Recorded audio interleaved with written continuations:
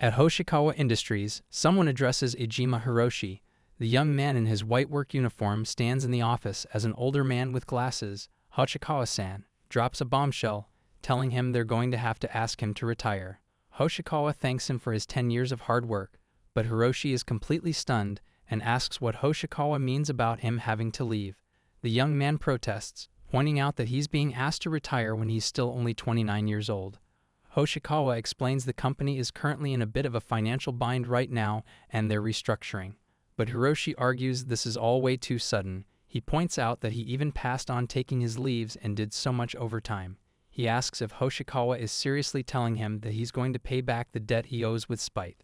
Hoshikawa coldly responds that Hiroshi can complain all he wants, but it won't change a thing. Hiroshi acknowledges that he's grateful Hoshikawa took him in even while he was still a student, and that ever since his father passed away, Hoshikawa has been like a father to him. He adds that it's thanks to Hoshikawa that he was able to support his little sister growing up.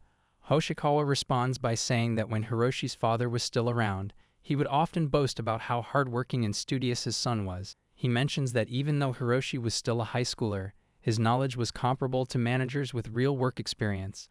Hoshikawa pauses and tells Hiroshi that if he wishes to make full use of that knowledge, he should think about his options. Then suddenly, Hoshikawa laughs and suggests that maybe Hiroshi should reincarnate as someone else then, because otherwise he's screwed anyway. Hiroshi grips his own arm tightly and mutters Hoshikawa's name in disbelief. Finally, Hiroshi bows deeply and thanks Hoshikawa for having him for the past 10 years. Hoshikawa tells him to just leave the paperwork there when he's done filling it out, and mentions he has somewhere else he needs to be right now. He thanks Hiroshi for his hard work, and there on the desk sits a retirement request document. Hiroshi leaves the building and walks outside, checking his phone to see messages from his sister in a chat labeled SIS. She's texted that she finally landed a job and is all grown up now, thanking him for taking care of her. Hiroshi smiles as he walks down a corridor with papers scattered around, reflecting on what his dad always used to tell them, that they should be grateful for every favor and never let any debt go unpaid, because that's how kindness can continue to spread. He thinks it's fine if favors he's done for others are left unanswered. Hiroshi looks at the book in his hands, a collection of poems by Miyazawa Kenji titled Be Not Defeated by the Rain. He reflects that this is the type of strong and kind person he wants to become. Behind him, a door beeps as someone approaches. Meanwhile, down some stairs, a young kid runs past while a white cat calls out to watch out. Hiroshi stands outside, holding the book and thinking about how this book his parents left for him acts as the compass that guides his life. The white cat watches as the kid runs off in the distance. Suddenly, Hiroshi's expression shifts to shock and distress as something catches his attention. Hiroshi reflects on everything that led him to this moment. He braced his fate head-on and always did everything he could, took it all without holding a grudge against anyone. But despite all that, a bento box tumbles through the air as rain begins to fall near a tall building. A kid sits crying on the ground while two adults stand nearby. One of them notes that at least the kid didn't get hurt, and the other responds that it's good to know. Meanwhile, pages from the poetry book flutter open showing the words unbeaten by the rain, unbeaten by the wind. Hiroshi realizes the reason he's thinking this way must be because of the poem, and he really means it. Then papers and debris scatter as impact strikes. The poem's words keep flowing through his mind, always smiling quietly, bested by neither snow nor summer heat, strong of body, dining daily on 4 cups of brown rice, some miso, and a few vegetables, observing all things without considering oneself, committing every sight and sound to memory, free of desire, never angry. Various cards depicting abilities like military command, resistance, territory management, and others start swirling around as the words sink deeper into him. Then the final verses play out. Going south to give words of courage to a man on his death, living in a small thatched roof house in the meadow beneath a canopy of pines. Going east to nurse a kid that's fallen sick. Going west to lighten the burden of a weary mother bearing sheaves of rice. Going north to tell those who fight to put aside their trifles. More ability cards appear: Necromancer's Secret Art, Sturdy Castle, Nightingale, Hand of Healing, Roar of the King of Beasts, as the vision of who he wants to become finally crystallizes.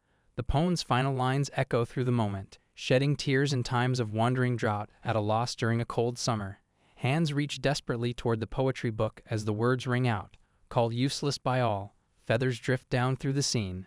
Meanwhile, the verses continue to flow, neither praise nor a bother, An ability card appears showing superhuman with all abilities doubled.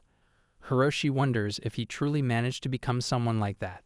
A face appears, contemplating whether the person managed to become the one from the poem. The narrator reveals his name, Ijima Hiroshi, but then the scene shifts to show a young kid with short dark hair wearing a black uniform with white trim. He speaks again, this time as Hiro Roswell, 13 years old. One day he suddenly found himself reincarnated into another world.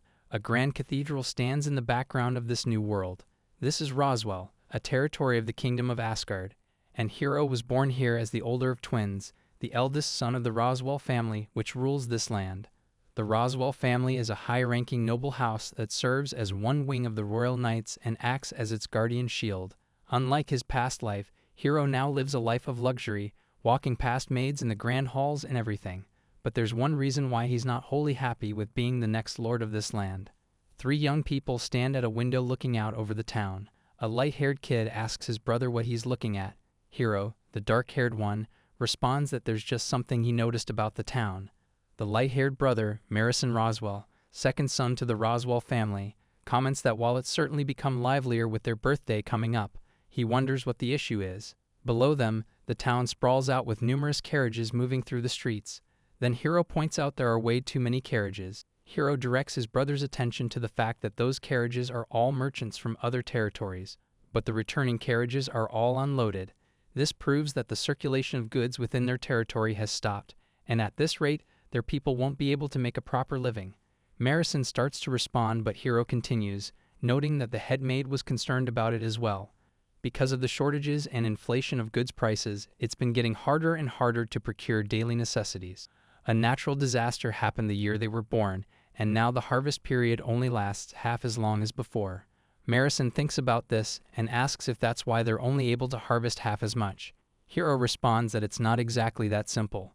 Marison admits this is all way too complicated for him to understand. Hiro clarifies that he's just saying they're going to run into problems if things keep going like this, and before that happens, they need to act. Hiro declares he wants to save their people who are suffering under heavy taxes. As the eldest son, he's the only one who can do it. The determination shows clearly on his face. The kid still has knowledge from his past life too, and he's sure it'll come in handy.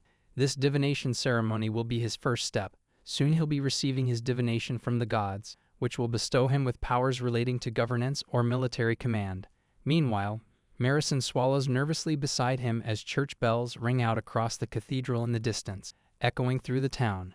Suddenly, Marison rushes ahead, telling his brother they need to hurry to the church. They might not get their divinations if they're late. Hiro agrees that wouldn't be good, and the 2 brothers make their way through the grand halls. Then they arrive at the great holy hall of the divine church. The massive cathedral interior stretches before them with towering pillars and vaulted ceilings, and the divination area waits at the center. The twins approach their father and the priest. Oliver Roswell, head of the Roswell family, tells them they're late. Hiro apologizes, explaining he just got caught up conversing with his brother. The priest asks if they shall begin now, but Oliver turns to his sons, reminding them that the future of their family rests on Hiro's shoulders as the eldest son. He needs to have more awareness as the next head of this family. The priest begins his explanation. Divinations are revelations granted to humans when they come of age. These revelations take the form of texts and reveal themselves right before the person. There are 4 possible revelations the heir might be blessed with, 2 for governance and 2 for military command. The cards display before everyone, showing giant blood, Wraith's troop, crop growth speed, and protection of season. Then the priest instructs them to begin. He tells them to open their scriptures and start the prayer, and just like that, the divination ceremony kicks off. Suddenly, light bursts from the scripture in Hiro's hands. A divine presence manifests right before him. An angelic figure with massive feathered wings descends from above, reaching toward him. Feathers drift down through the sacred space as the divination takes form. The angel hovers before Hiro, wings spread wide. He holds the glowing scripture in his trembling hands, completely overcome by the moment. His expression shifts as the revelation begins to manifest, and a single feather drifts past his face. Then silence falls over the great holy hall. Hiro stands alone in the center of the cathedral floor, surrounded by dozens of scattered revelation cards that have manifested around him. The sheer number is absolutely staggering. The priest approaches and suggests they begin reading the revelations right away. Meanwhile, Hiro's mind races as he realizes he never expected this many revelations to appear at once. Then the priest picks up one of the cards. Dramatic light bursts around it. The card bears an ornate border with the label GACH and strange pixelated content that seems censored or corrupted. Hiro asks what kind of revelation this is, wondering if it could be some new military revelation he's never heard of. The priest examines it closely and admits that even he has never seen this one before, so he decides to use his own revelation power to investigate it. The priest activates his power and a new card manifests before him, the all-seeing eye revelation. The ornate eye symbol radiates with divine power as he focuses his ability on the mysterious GAC card to discern its nature. But suddenly the cards fly from his hands as shock overtakes him. The priest's expression turns grave as he addresses Lord Roswell, warning that they might have a serious situation on their hands. The heir may have received something troubling. The priest holds the revelation cards with trembling hands, staring at them in disbelief. He can barely process what he's just discovered. The priest explains that he never imagined such an ominous text could exist in this world, but even more disturbing, it completely rejects the eye of God itself, blocking his divination ability. Meanwhile, Oliver Roswell's face contorts with anger and fear as he demands to know what this means. If what the priest says is true, what'll happen to their family standing with the kingdom? Then the dark implication hangs in the air. His son has caught the eye of a demon. The priest responds grimly that in a case like this, the family will inevitably be eradicated by royal decree to prevent corruption from spreading. Suddenly, Hiro's eyes widen in shock as the weight of the situation crashes down on him, his face showing pure disbelief at what he's hearing. Oliver desperately asks the high priest if there isn't any other way to handle this crisis, searching for alternatives as Hiro watches from across the hall, trying to process everything. The priest and Oliver huddle together, whispering urgently about their options. The priest suggests that if the heir apparent gets exiled to some provincial territory far from the capital, they might be able to avoid total destruction, and instead, they could just settle on the next heir to continue the family line. It's a cruel choice for sure, but it could save the Roswell name. Suddenly, Marison calls out to his father. He's got this twisted smirk on his face as he makes a bold suggestion. Marison asks if they've considered that maybe Hiro was never actually the eldest son in the first place. The implication of his words just hangs in the air as Oliver turns to look at his younger son. Meanwhile, Hiro's standing in the Great Holy Hall examining the revelation cards that manifested around him. Multiple cards are displaying various abilities including dragon protection and agricultural enhancements. Oliver stares at the collection and confirms that these are all the texts the eldest was bestowed with. Then someone mentions there's one more card and asks if he'd care to have a look. The priest observes that with this revelation, even independence from the kingdom would be within their grasp. Oliver realizes what this means and his demeanor shifts entirely. He grabs Marison and pulls him close, praising him enthusiastically. Oliver declares it's just as he expected from his eldest and congratulates Marison on a job well done. Marison stands in the hall and states plainly that he's the eldest, but then Hiro calls out from behind, asking his father what he's saying. Oliver and Marison stand close together as the weight of the statement settles over the room. Marison presents his suggestion to the group, proposing that if they simply exile Hiro as things are now, it'll besmirch the name of their family. Since he knows Hiro's been interested in being a manager or ruler of sorts, Marison suggests they leave some land for him to manage as a foster child of the family. Hiro's face shows complete shock at what he's hearing. The kid protests, asking what Marison is saying and objecting to being called a foster child. But Marison coldly tells him to take the hint already. Meanwhile, Oliver and Marison walk across the cathedral floor as Oliver states he doesn't wish to sully this church with blood. Behind them, tears form in Hiro's eyes as he realizes his father is deadly serious about this. Marison continues with his proposal, noting that since Hiro is now his brother-in-law, they should give him some land that they can't give to their vassals. Then Oliver raises his hand dramatically and announces the territory he shall grant to Hiro.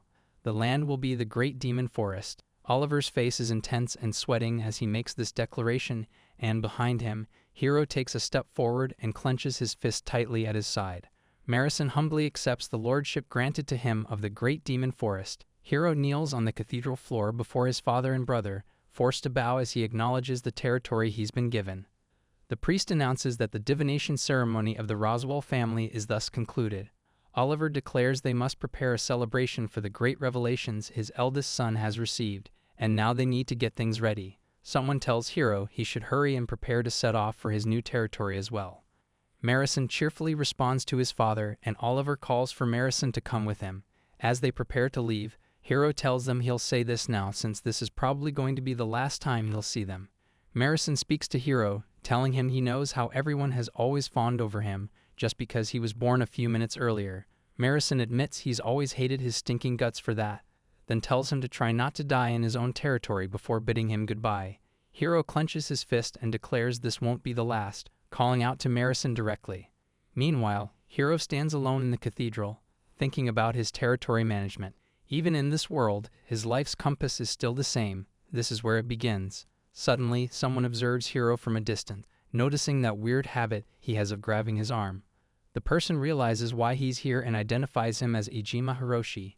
In an ornate study, a figure sits at a desk in the shadows, having just recognized Hiro's identity. Later, Hiro travels through the forest toward his new territory, wondering if he's lost. He startles at a rustling sound nearby, then realizes he needs to get to his territory quickly.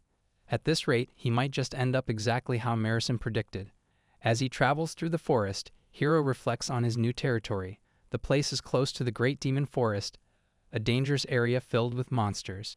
He recalls hearing that the land is harsh and unsuitable for trade or farming. Still, he has plenty of knowledge from his past life that should help him alleviate the suffering of the people there. Plus, he still has a trump card he can use as a last resort.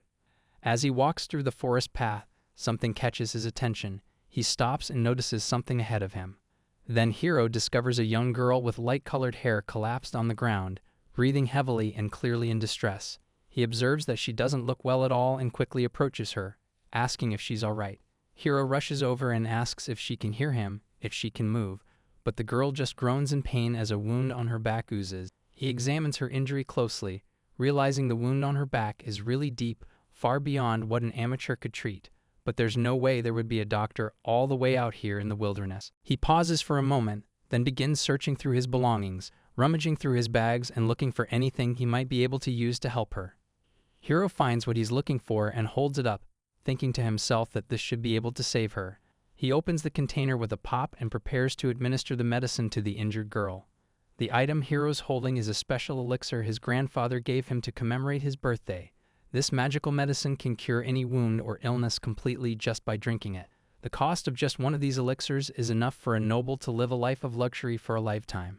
And it's his sole asset, his trump card for when he reaches a dead end with his territory management. But then Hiro pauses and recalls something his father taught him. He remembers the words, "Go east to nurse a child that has fallen sick, and go west to lighten the burden of a weary mother carrying sheaves of rice." So the girl drinks the elixir. Afterward, Hiro sits with her outside a building that advertises healing services. Signs on the building read "Hand of Healing" and "Nightingale" with claims about recovery magic effectiveness. Suddenly, the elixir's magic activates and light surrounds the injured girl's body. Her wounds glow with healing energy as magical orbs float around her, and the ornate seal on the ground begins to flutter and shimmer with power. As the healing progresses, her features become clearer, revealing she has animal ears like a fox or cat. After the healing completes, Hiro and the girl sit together on a bench in a garden. The girl, now revealed to have blonde hair and animal ears, looks at him with emotion and tells him that's amazing. Hiro holds up the empty elixir bottle and laughs softly, remarking that this is the power of his entire fortune. Hiro notices the seal and wonders if there was a skill called benevolence, and whether the cover always had that on the front. The circular seal displays the words "Benevolence Up" clearly marked on its surface. He sits with the blonde girl who's now resting peacefully on the bench, and observes that now that he's looking at her properly, even her clothes and everything are completely torn to shreds. Still, he figures all that matters for now is that she's fine, so Hiro decides this is his chance and prepares to make his move. Meanwhile, the scene shifts to the sky where birds fly overhead. The blonde girl stirs and regains consciousness, looking around confused and asking where she is. Hiro sits nearby and asks how she's feeling. The fox girl sits up, her ears and tail now fully visible, and asks Hiro what he did while she was unconscious. Hiro looks surprised seeing her animal features clearly for the first time. The girl tries to remember and realizes her cloak was torn. Hiro explains that he was just fixing up her hood that got all torn up. He holds out the repaired black cloak and tells her he'll give it back to her now. The fox girl puts the cloak back on, now fully dressed in her ornate black and white outfit. She looks at Hiro and asks if he was the one who saved her, then hesitates for a moment before speaking further. Hiro introduces himself to the fox girl in the forest clearing. He tells her he's the Roswell family's eldest son, then corrects himself and says foster child. He explains his name is Hiro. Hiro continues explaining that he was on his way to his territory up ahead when he suddenly came across her lying on the road with that major injury. He tells her he used some medicine he had on him to heal her, and since there are no doctors nearby, he had to act. But the fox girl narrows her eyes and tells him he won't fool her. She accuses him of being some kind of slave trader or mountain bandit, saying humans love to capture and enslave demi-humans. She points out that the Roswell family are high-ranking nobles who lead the royal knights of the kingdom of Asgard, so there's no way someone like that would be in a place like this without any attendants. The fox girl also mentions there's no way he'd have medicine that can heal a wound as bad as hers. Then the empty elixir bottle clinks as it falls. Suddenly, the fox girl stares at the ornament on the ground in shock. She realizes that ornament is an empty elixir bottle, and it has the family crest on it. Hiro admits he only had one, so he's glad that it worked. Meanwhile, the fox girl just stands there processing this information. She asks him why he would use such a valuable medicine on a beastman that he's never even met before. Hiro considers the question for a moment, thinking to himself that the value of an elixir is nothing compared to the value of a life. He wonders if saving a person who's about to die is really such a strange thing to do. The fox girl's expression softens as she takes in his response. Then the fox girl smiles brightly with genuine happiness, saying this is the first time she's ever seen a noble who could say that with a straight face. Moving to another spot in the forest, Hiro tells her that with that said, his status as a noble is kind of iffy right now. He explains that due to certain circumstances, he's no longer allowed to live with his family anymore. He was treated as a foster child and given the responsibility to be the lord of the land up ahead. The fox girl looks at the empty elixir bottle hanging as a necklace and says he's just like her then. Hiro seems confused and asks what she means, but the fox girl explains she's the black sheep of her race as well. She introduces herself properly, saying her name is Amelia and she's a warcat. She explains it's the custom of her race to always repay a favor. Her tail swishes as she stands before Hiro, telling him that for something as valuable as an elixir, she owes him a great debt. Meanwhile, out on the road, Hiro and Amelia are standing together when Amelia notices something's wrong. She asks him what the matter is. But then Amelia tells him there are enemies nearby, and Hiro asks if she means the ones that injured her. He reacts with frustration as Amelia clarifies that no, this is different. She's talking about those guys over there. Hidden in the forest, 4 bandits are watching them. One of them says here he thought they lucked out and found a noble kid all on his own, while another bandit comments they didn't think he'd have a beastman guarding him. Amelia realizes from their conversation that it sounds like they're targeting Hiro. She tells him about repaying that favor she owes him, asking to repay a bit of that debt right here and now. Amelia tells Hiro she'll draw their attention and he should use that opportunity to run. Hiro asks if she can actually take on that many of them at once. Amelia admits she doesn't think she can. She explains that warcats are a species that specializes in combat abilities, but she was the weakest one out of everyone. She doesn't think she even stand a chance against some mountain bandits, but even so, she launches into action anyway. Amelia fires arrows at the bandits, declaring she can at least buy enough time for Hiro to run away. The arrows strike with serious impact. Hiro yells for Amelia to not do it. Meanwhile, the bandits curse at her, calling her a stinking bitch, and saying she sure talks a lot for a kitty. Then Amelia leaps into close combat against the bandits. One of them thinks he's got her cornered, but suddenly Hiro's danger sense ability activates, showing enhanced awareness, and at the same time, Amelia also senses the danger. A bandit tries to attack, but Hiro counters, telling them not to underestimate him. The combat continues with Hiro joining the fight. Then Amelia unleashes a devastating slam attack with her claws extended, taking down one of the bandits with overwhelming force. The bandit's face shows he's been completely defeated. Amelia stands over her fallen opponent and declares she is a proud and noble warcat. She tells them they're a tad bit different from the average house cat. But one of the bandits notices there's just one of Amelia. Hiro realizes that no matter how skilled warcats may be at fighting, it won't matter if they surround her. His spatial movement ability card appears, showing explosive strength at 4.0. Suddenly, the ability activates as multiple figures move with incredible speed, repositioning across the battlefield. Hiro uses his spatial movement ability, creating a massive displacement effect. He yells at the bandits to just stay still. The teleportation magic tears through the area with tremendous force, sending shockwaves across the forest floor and creating chaos among the remaining bandits. Amelia launches into a devastating combo attack. A bandit tries to curse at her, but she's already airborne, bringing down crushing blows with her clawed fists. Her strikes land with brutal efficiency, sending the bandit sprawling, and she stands victorious over her fallen opponents, pumping her fist with satisfaction. Then Amelia delivers another massive punch to a bandit, the impact echoing through the forest. The bandit groans in pain, unable to believe he's being taken down by what he thought was just a cat's punch. Meanwhile, Amelia grins confidently and asks how he'd like another one. She crushes another bandit with a devastating blow, his body crumpling under the force. But she admits to herself that she won't be able to take down all of them by herself. Noting that the enemies are all still standing, she urgently tells Hiro to get out of here quick, and Hiro responds but sounds uncertain about leaving her.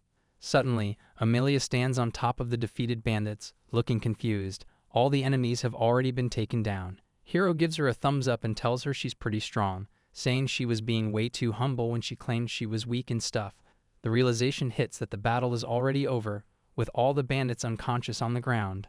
After the fight, Amelia stands in the forest trying to process what just happened. She mentions how it feels like she suddenly got stronger all of a sudden, and her techniques seem way sharper than usual. She wonders if it could be a side effect from the elixir Hiro gave her, but then she realizes that elixirs don't actually enhance technique mastery. Down on the ground, one of the defeated bandits speculates that maybe this kid has some kind of beast tamer skill or something. The other bandit agrees that elixirs definitely don't work that way. Amelia suddenly tenses up and urgently tells Hiro not to move a muscle. A danger sense card appears, indicating some kind of enhanced awareness ability. Someone observes that the man approaching is dangerous, and the scene shows Hiro protectively holding Amelia close as they both sense the threat. Meanwhile, Amelia walks away while the narration emphasizes just how dangerous this man really is. In the background, Hiro continues holding Amelia protectively, and she hesitates before saying something vague. She's being held close and asks what Hiro means by saying the man is dangerous. Then Amelia explains that she wasn't able to hear a single sound from that man. She couldn't even sense his presence at all. She goes on to explain that warcats have a skill called danger sense, and the ability card shows it's supposed to allow them to have good awareness of their surroundings at all times. Someone comments that it's a mighty amazing skill she's got there, but warns her that it's never a good thing to get overconfident about her powers. A sword swooshes through the air as Amelia insists she wasn't being overconfident. The mysterious figure explains that with just enough hard work and training, even humans can pull off stunts like these. Amelia asks what he wants with them, and the man casually responds that he's got to tie up some loose ends. What else? Suddenly, a large bandit boss appears, yelling at his fallen comrades about how long they're planning on napping and telling them to get their asses up. The defeated bandits look up in surprise, realizing their boss came to save them. The boss declares that their luck has run out and tells everyone to get ready because it's time to get them. The group prepares to get down to business. The bandit boss suddenly slams his face into the ground in a full prostration, apologizing profusely for causing all this trouble. The other bandits are also on the ground now, completely submissive. Meanwhile, Hiro, Amelia, and the mysterious dangerous man just stand over them. The bandit boss introduces himself as Smirnoff. Turns out he's the one keeping these bandits in line. He likes to think of them as honorable outlaws rather than bandits, and they've got this ironclad rule not to lay their hands on law-abiding folk. But then one of his underlings complains that because of that rule, they're always starving. The guy protests that they can't live on just grass and booze. Smirnoff yells back, asking who cares about a bit of hunger. Then Smirnoff slams his fist down on one of his subordinates, declaring that he won't let any of them bring shame to the name of heaven. That's the way of the Smirnoff family. He admits that disciplining his guys properly is his responsibility. He tells Hiro and Amelia that he'd love to compensate them, but their pockets are empty right now. He rustles through his belongings and says he's got a proposition for them. Smirnoff holds up what appears to be a bag and asks if they'll let him off with this. There's confusion as someone asks about his head. Hiro looks puzzled at what's being offered. Smirnoff clarifies that what he's offering is his head. The item turns out to be a wanted poster for Smirnoff himself. Someone notices it's an S-rank bounty. Amelia examines the poster and asks if this bounty is worth more than the price of an elixir. Hiro and Amelia study it further, noting that it even says he's a sword saint. Someone observes that's the highest level a swordsman can reach. The bandits panic and tell their boss not to do it. They insist that if anything, they should be the ones to pay the price. but Smirnoff yells at them to shut their traps. Smirnoff makes a dramatic declaration. The Smirnoff family has no place for hoodlums. He announces that all of them are now disowned, ordering them to go back to the countryside and do odd jobs or whatever. The bandits flee down the forest path as Smirnoff yells that he doesn't want to see their faces again, and the sound of rustling fills the air as they disappear into the vegetation. But then, after disowning his men and sending them away, Smirnoff stands on the elevated path and yells after them to get back here right now. His face shows emotion as a tear runs down his cheek, while someone holds what appears to be his wanted poster. Suddenly, Smirnoff leaps down from his position. The sound of metal clanking rings out as he drops down with tremendous force, creating a massive impact. The bandits below cry out to their boss, and one of them starts to ask if this means they're no longer part of the group.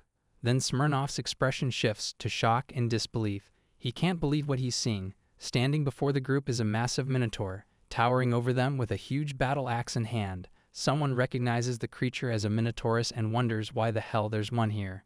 The minotaur charges forward with devastating speed. Hiro stands his ground while Amelia stumbles and falls to the ground, the mysterious dangerous man remaining nearby. Smirnoff yells at them, asking what they're doing and telling them to run. Hiro and Amelia start running from the charging beast, and the realization hits that if that thing connects, there won't even be a trace of them left. But then someone shouts that they're not going to let anyone else die. Smirnoff charges forward with intense determination, weapon ready, yelling at Hiro, calling him Beast Tamer Boy, and asks if he doesn't have some skill to calm this thing down. Hiro protests that he's not a beast tamer and doesn't have any skill like that. Smirnoff grips his weapon tightly and realizes they'd got no other choice then. So Smirnoff charges straight at the Minotaur with his weapon raised, declaring that he's got to deal with this thing himself. Metal clangs as he strikes the beast with tremendous force, creating a massive impact that kicks up dust and debris. Meanwhile, Amelia watches from the side as the clash unfolds. Smirnoff continues engaging the Minotaur head-on while Hiro and Amelia stand behind him. The bandit leader calls out to Hiro, telling him to take this chance to grab the Missy and run. But Amelia immediately protests, saying there's no way they can do that because then he'll be left alone to face the monster. Hiro tells Amelia they need to get out of here quickly. He suggests they'll look for Smirnoff's friends and ask them for help. But Amelia's expression turns distressed as she realizes something. She says the creature chased her all the way here, and at this rate, everyone will end up in danger because of her. Hiro pieces it together, asking if the Minotaur chased after her, wondering if that could mean Amelia's injury was caused by this same beast. Amelia looks down and apologizes to Hiro, telling him to please forget about her and run away. Meanwhile, Smirnoff yells at them from the front lines, asking what the hell they're doing back there and if they're going on a date or something. Hiro looks up at the Minotaur and realizes what's about to happen. He can't believe what he's seeing, commenting that the move the beast is preparing has got to be a joke. Even though it's a bull, the creature's mouth begins glowing with energy. Then the Minotaur unleashes a massive fire breath attack, sending flames exploding outward with devastating force. Amelia moves into position between Hiro and the incoming flames, shouting that she'll block it for him and tells him to hurry up and run already. The fire breath rushes toward them as Amelia prepares to take the full brunt of the attack to protect Hiro. Hiro realizes his fate as the flames approach, commenting that he's going to die protecting someone in this world too. A stream of various mystical cards and books of knowledge flashed through his consciousness, ancient wisdom, taboos, sagacity, and other revelations. Hiro reflects that dying this way doesn't sound like such a bad way to go. But then Hiro spreads his arms wide and activates some kind of power. A protective energy swirls around him as he stands between Amelia and the incoming flames. Amelia notices something strange, asking if it isn't hot, wondering what's going on. A summoning circle appears on the ground as Hiro realizes this might be his answer. Amelia thinks she needs some way to strike back. But even if she managed to block the flames, their situation still hasn't changed. The flames continue melting everything around them. Hiro recalls that one revelation he got, the one the high priest couldn't even read. That's his only option left at this point. Standing before the flames with his arms outstretched, Hiro admits he has no idea what kind of power or ability this actually is. Hell, he doesn't even know how to activate it. White feathers drift around him as he prepares to try anyway. Then Hiro steels his resolve. Even if the high priest's warning turns out to be right, and it happens to be something really dangerous, it's all he's got left. The determined expression on his face shows he's made up his mind to use this mysterious power no matter the risk. Meanwhile, Hero stands there surrounded by floating images of all the revelation cards he received during his ceremony, various powers and knowledge drifting in the space around him. This is his one and only hope left. Hero declares this is his skill. He examines a card labeled gacha that explains how the whole thing works. Apparently, he can receive favors from the gods based on the number of times he's made an act of self-sacrifice in a difficult situation. These favors will be recorded and may bestow a variety of treasures and powers. Suddenly, Hero realizes this is just a gacha system. He admits he hasn't really won anything from lotteries before in his past life, but there's no time to be hesitating now. The Divine Text Lottery activates. A glowing skill card appears as dramatic energy radiates through the space. Amelia reaches upward as the Divine Angel manifestation looms nearby, ready to receive whatever the gacha system will grant them. A book materializes from the divine light and descends toward Amelia. She stares up at it as the angelic presence continues manifesting around her. Something about this book feels different, almost innocent compared to the other revelations. Amelia catches the book and examines it, and the rare legendary text of the Divine Dragon now rests in her hands, displaying an ornate dragon image on its cover. Her eyes widen as she processes what just appeared. This is actually something incredible. The book begins to glow as she flips it open, revealing complex magical circles and diagrams inside. But Amelia barely has time to register the shifting magic before something else manifests. A massive white egg wrapped in decorative bands covered with ancient script materializes before her, and she stares at the mysterious object trying to figure out what just happened. Then the pieces click together in Amelia's mind. Since this came from the text of the Divine Dragon, that would make this the Divine Dragon's egg itself. She steels her resolve and makes her decision. Amelia calls out to the egg, commanding the Divine Dragon to come forth from its shell and protect them from the flames. But she suddenly pauses as she notices something. Looking at the instruction manual floating nearby, she realizes the problem. The Divine Dragon takes a long time to reach full strength, requires careful preparation and a suitable environment for emergence, has specific favorite foods, and gets angry if someone it doesn't like is nearby. She warns Hero to watch out, explaining that they'll all be reduced to cinders right here if this goes wrong. She nervously questions whether asking Mr. Divine Dragon to protect them might be demanding a bit too much given the circumstances. Hero and Amelia stand with the Divine Dragon egg between them on the barren ground when someone notices something approaching. Suddenly, a massive explosion erupts with devastating force, the impacts sending shockwaves across the entire terrain. Amelia shields Hero from the blast as intense winds tear through the area. After the dust settles, Amelia calls out, asking if the two of them are all right. Hero realizes she just saved them. He's trying to process what just happened when someone notes it's just one crazy thing after another. First the Minotaurus and now this. Then, a massive ancient dragon emerges before them, its majestic form complete with antlers and wings towering over everyone. Amelia immediately recognizes the threat level and admits even she can't take on something like that. The dragon glares down at them, calling them lower life forms and declaring it won't even bother facing the two of them at once. But instead, the dragon unleashes its fury on the Minotaur, smashing it with tremendous force while calling it cowhead. The dragon declares it's in a foul enough mood from an empty stomach, and the Minotaur's ceaseless snorting and snoring isn't helping one bit. The dragon threatens that if it can't eat the Minotaur, then violence is the alternative.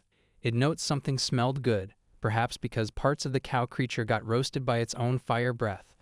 After closer inspection, though, the dragon concludes not a single part of the Minotaur is actually edible. Meanwhile, Amelia wonders aloud if the dragon is here to help them. The dragon unleashes its breath attack in a massive display of power. Smirnoff comments that a dragon helping humans is the kind of stuff that only happens in legends. The dragon casually confirms this assessment.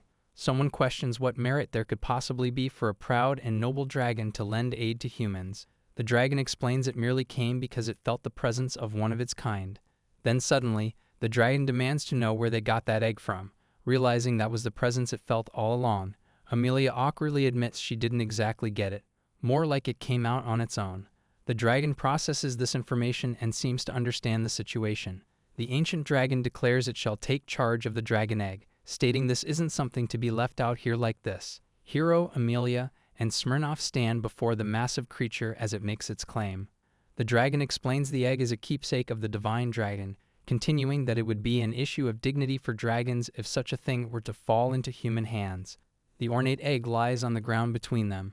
Amelia looks concerned as the dragon tells them that even though it may have been through happenstance, they shouldn't forget they owe the dragon for saving them.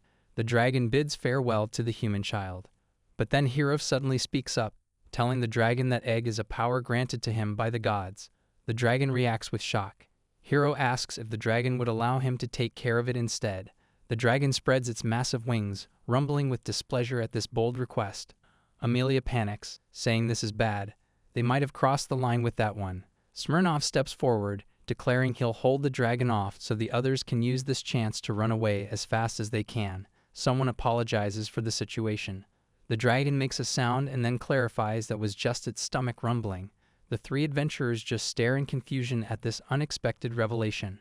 Then the dragon admits it's gained a little bit of weight from its rich diet, and moving so vigorously all of a sudden made its head spin and its joints hurt. The massive creature explains it's in the middle of a fasting diet right now, but suddenly the dragon collapses to the ground with a growling stomach, lamenting that it no longer has the strength to fly. Smirnoff tells the dragon to get it together, and someone else adds that the dragon shouldn't be scaring them with stomach growls like that. Meanwhile, the dragon's belly just keeps rumbling loudly. But then Amelia blushes with embarrassment as her own stomach makes a small noise. She apologizes quietly. Hero admits he's feeling rather hungry now that things have calmed down, and Smirnoff acknowledges that Hero's hungry too. Smirnoff mentions his hideout's got nothing but grass and booze, so even if they tell him they're hungry, that doesn't really help much. But then he remembers something and says there's actually food in his bag. Amelia reveals she has artifacts that have been passed down by her race, displaying a pig's worth of pork along with soy sauce, sugar, and salt, plus some herbs meant to warm up the body. Hero's eyes light up the moment he sees the soy sauce, excitedly asking if she really has it. Meanwhile, the dragon sniffs at the bottles, asking why this sauce is supposedly so special. Hero confidently tells them to just leave it to him, assuring them they won't regret it. The stage is set for Hero to cook a meal for this unusual group.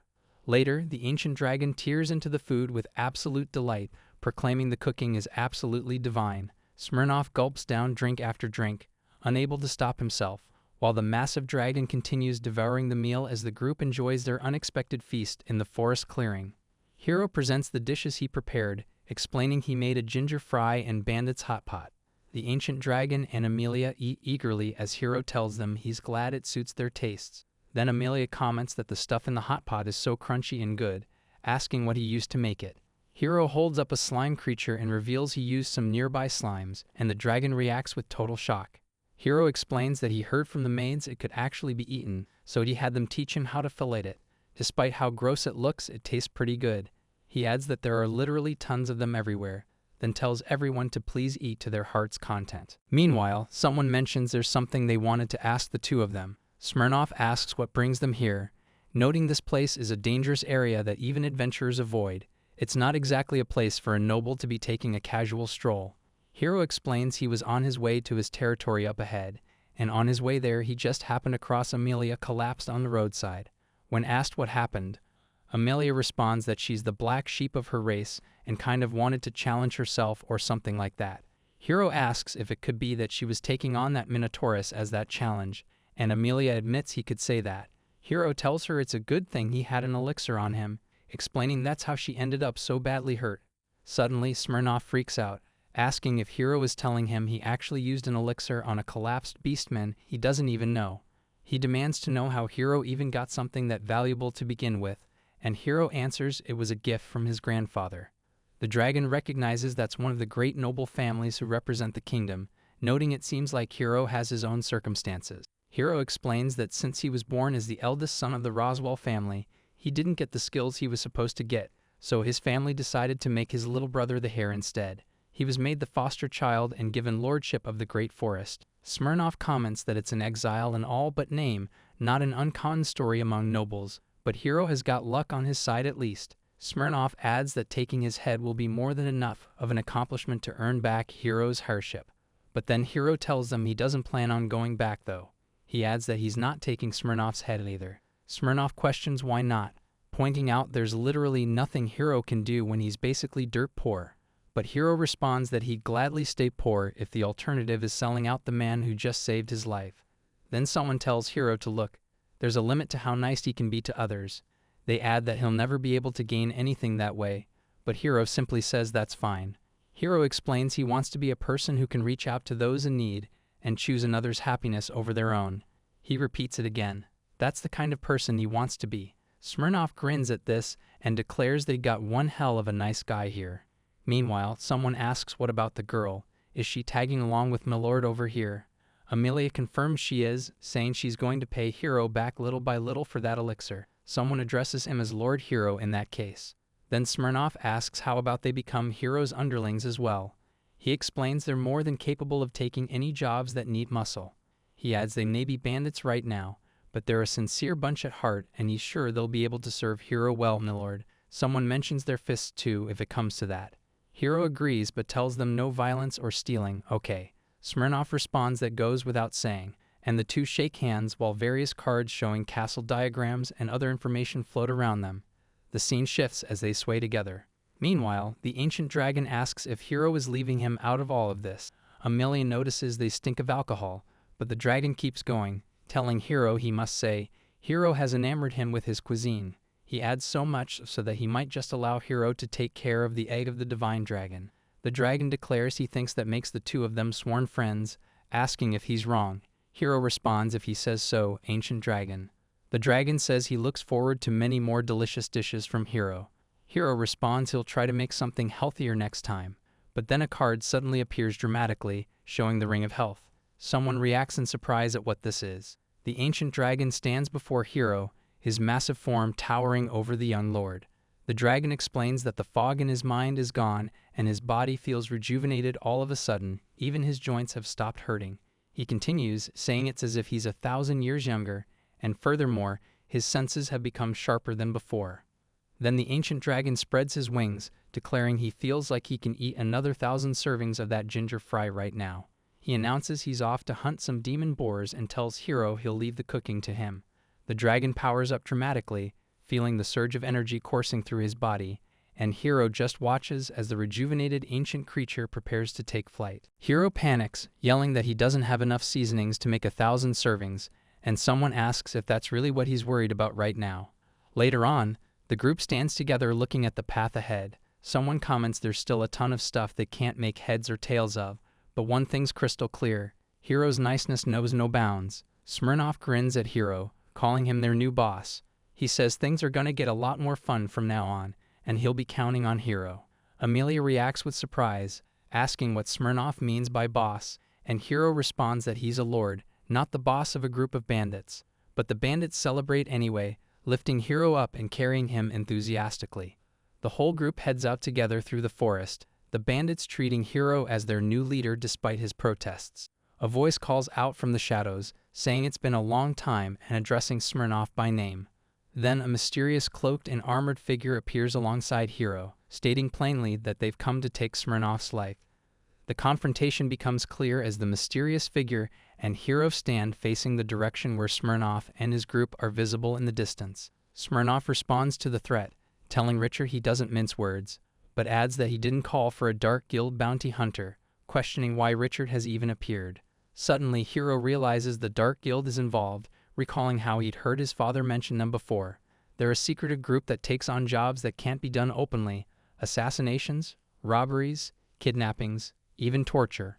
Some people even say they pull the strings of the government. Richard speaks to Smirnoff, pointing out how far he's fallen. The guy used to be called the hope of the Holy City's Night Order, and now here he is picking fights with bandits for some pocket money. But Smirnoff responds by asking about falling, turning the question right back on Richard. Smirnoff grins and fires back. Richard is one to talk when he himself was born to a wealthy, noble family and fell to being a mountain bandit. Amelia reacts with shock, asking if Smirnoff was actually a noble. Smirnoff responds confidently, asking if she really has to ask. No matter how she looks at him, he's obviously of noble birth.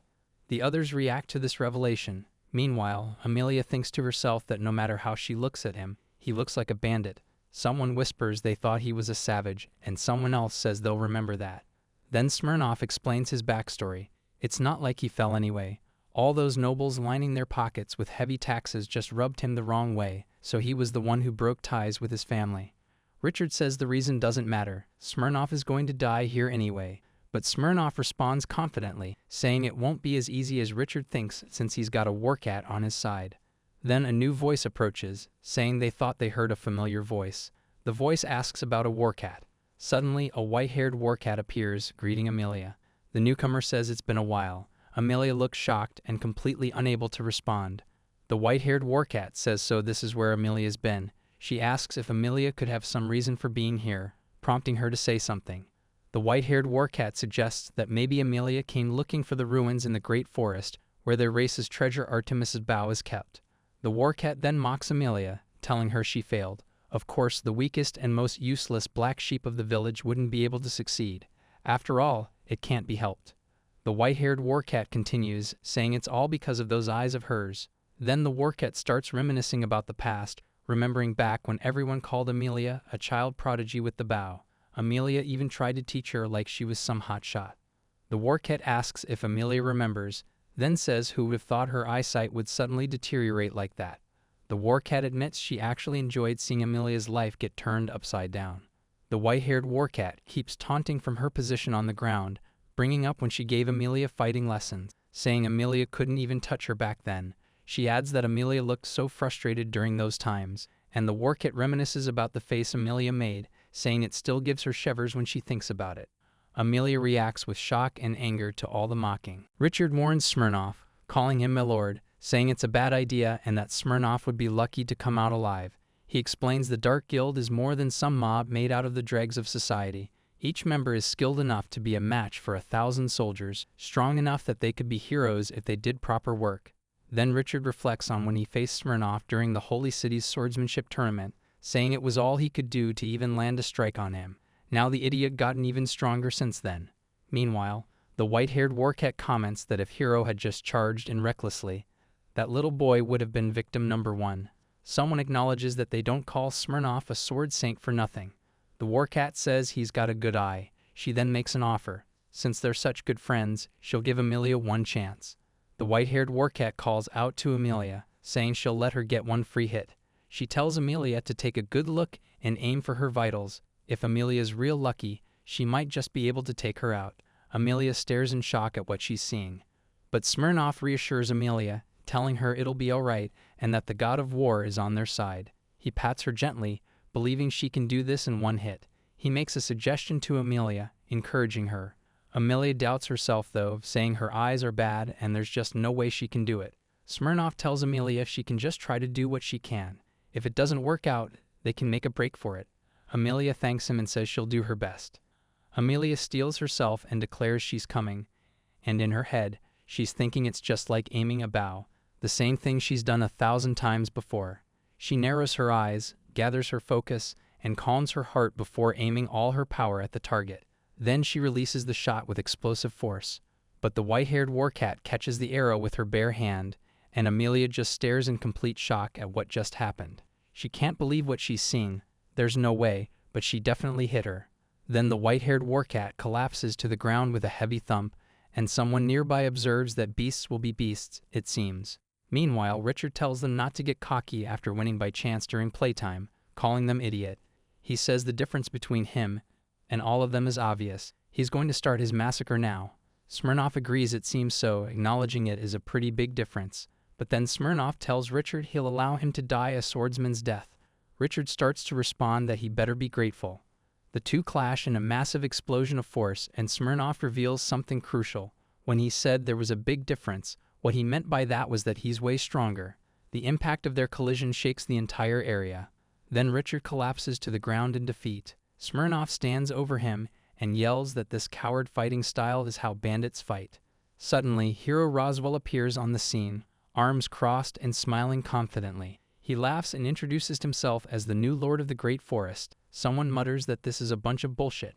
Hero turns to Amelia, asking how long she's planning to nap. He announces a change of plans since they're going to kill that brat. Amelia acknowledges the order. But Smirnoff confronts them and asks if they still want to talk tough after seeing this display. Meanwhile, someone calls out to their lord, warning that if he doesn't come there won't be any ginger fry left for him. A massive impact explodes across the battlefield with devastating force, and someone reacts in complete shock at what just appeared. The ancient dragon suddenly appears in its deer form with massive antlers towering over everyone. Smirnoff stares up in disbelief, stammering about what the hell this creature is. Amelia looks up in terror and demands to know why a legendary monster is here. As Hiro and Amelia stand together facing the towering beast, the ancient dragon looks down at the group and asks who these people are. Someone reports that they said they wanted to kill Boss Hiro. The dragon's expression darkens as it threatens them for daring to target its dinner, then quickly corrects itself, saying it meant its sworn friend. The dragon declares they shall become its dinner instead, and terrified screaming echoes from the people below. Then the dragon opens its massive jaws, and the battle ends instantly. Everyone lies collapsed on the ground. The dragon looks down and asks if it's over already, dismissing them as a useless bunch. Meanwhile, standing among the aftermath, someone asks if they overdid it. Another responds that if they don't do at least this much, their enemies will just come targeting them again. Amelia looks surprised at her own power, admitting she didn't think she could make an attack that powerful. Smirnoff tells her he already mentioned the god of war is on their side. Someone asks Smirnoff what this god of war he's been talking about actually is. Someone calls out to Lord Hiro and asks if he has military command skills. Hiro confirms he does have a few of them, displaying skill cards for military command, sturdy castle, and repository management. Hiro admits he kind of wishes he himself could be stronger though. But Smirnoff explains that those effects stack and can become crazy powerful, revealing that's the true identity of the god of war. He tells Hiro that as a lord, his strength is of a different kind from individuals like them. The group's full power finally becomes clear. Smirnoff gets introduced as a mythic tier swordsman worth 1,000 soldiers, a genuine sword saint. Meanwhile, Amelia is described as someone who can strike down even heroes with her sure-hit, sure-kill bow. Then the ancient dragon mentions that on top of all this crazy firepower, Hiro is sworn friends with an ancient dragon who's also the keeper of the divine dragon egg. A narration drops in, emphasizing this is the true strength of Millard, someone who always puts others before himself. The full group stands together with Smirnoff, Hiro, Amelia, and the ancient dragon all assembled. Someone tells Lord Hiro that the allies he's gathered here with his kindness have enough power to rival an entire country's military. The scene shifts to the Roswell family study. Inside the manor, a visitor speaks to Oliver Roswell, mentioning they only came at the Merchant Guild's behest since Oliver's been acting off ever since the day of the ritual. The visitor's shocked to discover that the eldest son has been exiled. Oliver, seated at his desk, coldly tells the visitor he doesn't care if there's some great sage or whatever. They have no right to butt in on family matters. A maid immediately tells the visitor to leave at once if they have no more business there. The visitor gets revealed to be Great Sage Lillian, wearing an ornate dress. Another hooded figure holds a document and asks if everyone isn't worried about this situation. Lillian comments on how cold Oliver's being, but Oliver tells them to relay this message to those idiots. Now that he's gotten rid of the useless trash, they'll soon be raking it in and will be able to pay back that debt in a blink of an eye. Someone quietly wonders who the useless one really is. Lillian tells Oliver this will likely be the last time she comes here, so he should listen well. The place where Oliver's standing right now is the gateway to destruction. Hiro yells for someone to get down. An explosion erupts as an attack comes crashing down. The group dives for cover as the assault hits their position. After the attack, Hiro asks Amelia if she's alright, and she confirms she is, somehow. Someone warns that the dire wolves are after the Dragon Lord's egg, and they should leave before the whole pack gathers. Then another voice shouts for Amelia to look out. Combat breaks out as Amelia and Hiro engage the dire wolves. The battle's intense, with both of them fighting to keep the beasts at bay. After the fight, Hiro asks Amelia if she's okay, and she says she is, somehow. But then Hiro apologizes for not noticing the danger in time. He admits maybe they really should have asked Smirnoff for escort, even if it was forced. Amelia responds that it couldn't be helped. The situation becomes clear. All of Smirnoff's crew is completely down with a hangover, and he was the only one who could handle the underground guild situation. Meanwhile, the ancient dragon went out to hunt a demon boar for dinner too. Someone notes that from here on, there will be even more monsters, and they admit honestly, continuing on with just the two of them is a bit too risky. Hiro checks his map and tells Amelia that according to it, the Lord's estate should be around here. They should be seeing the village by now.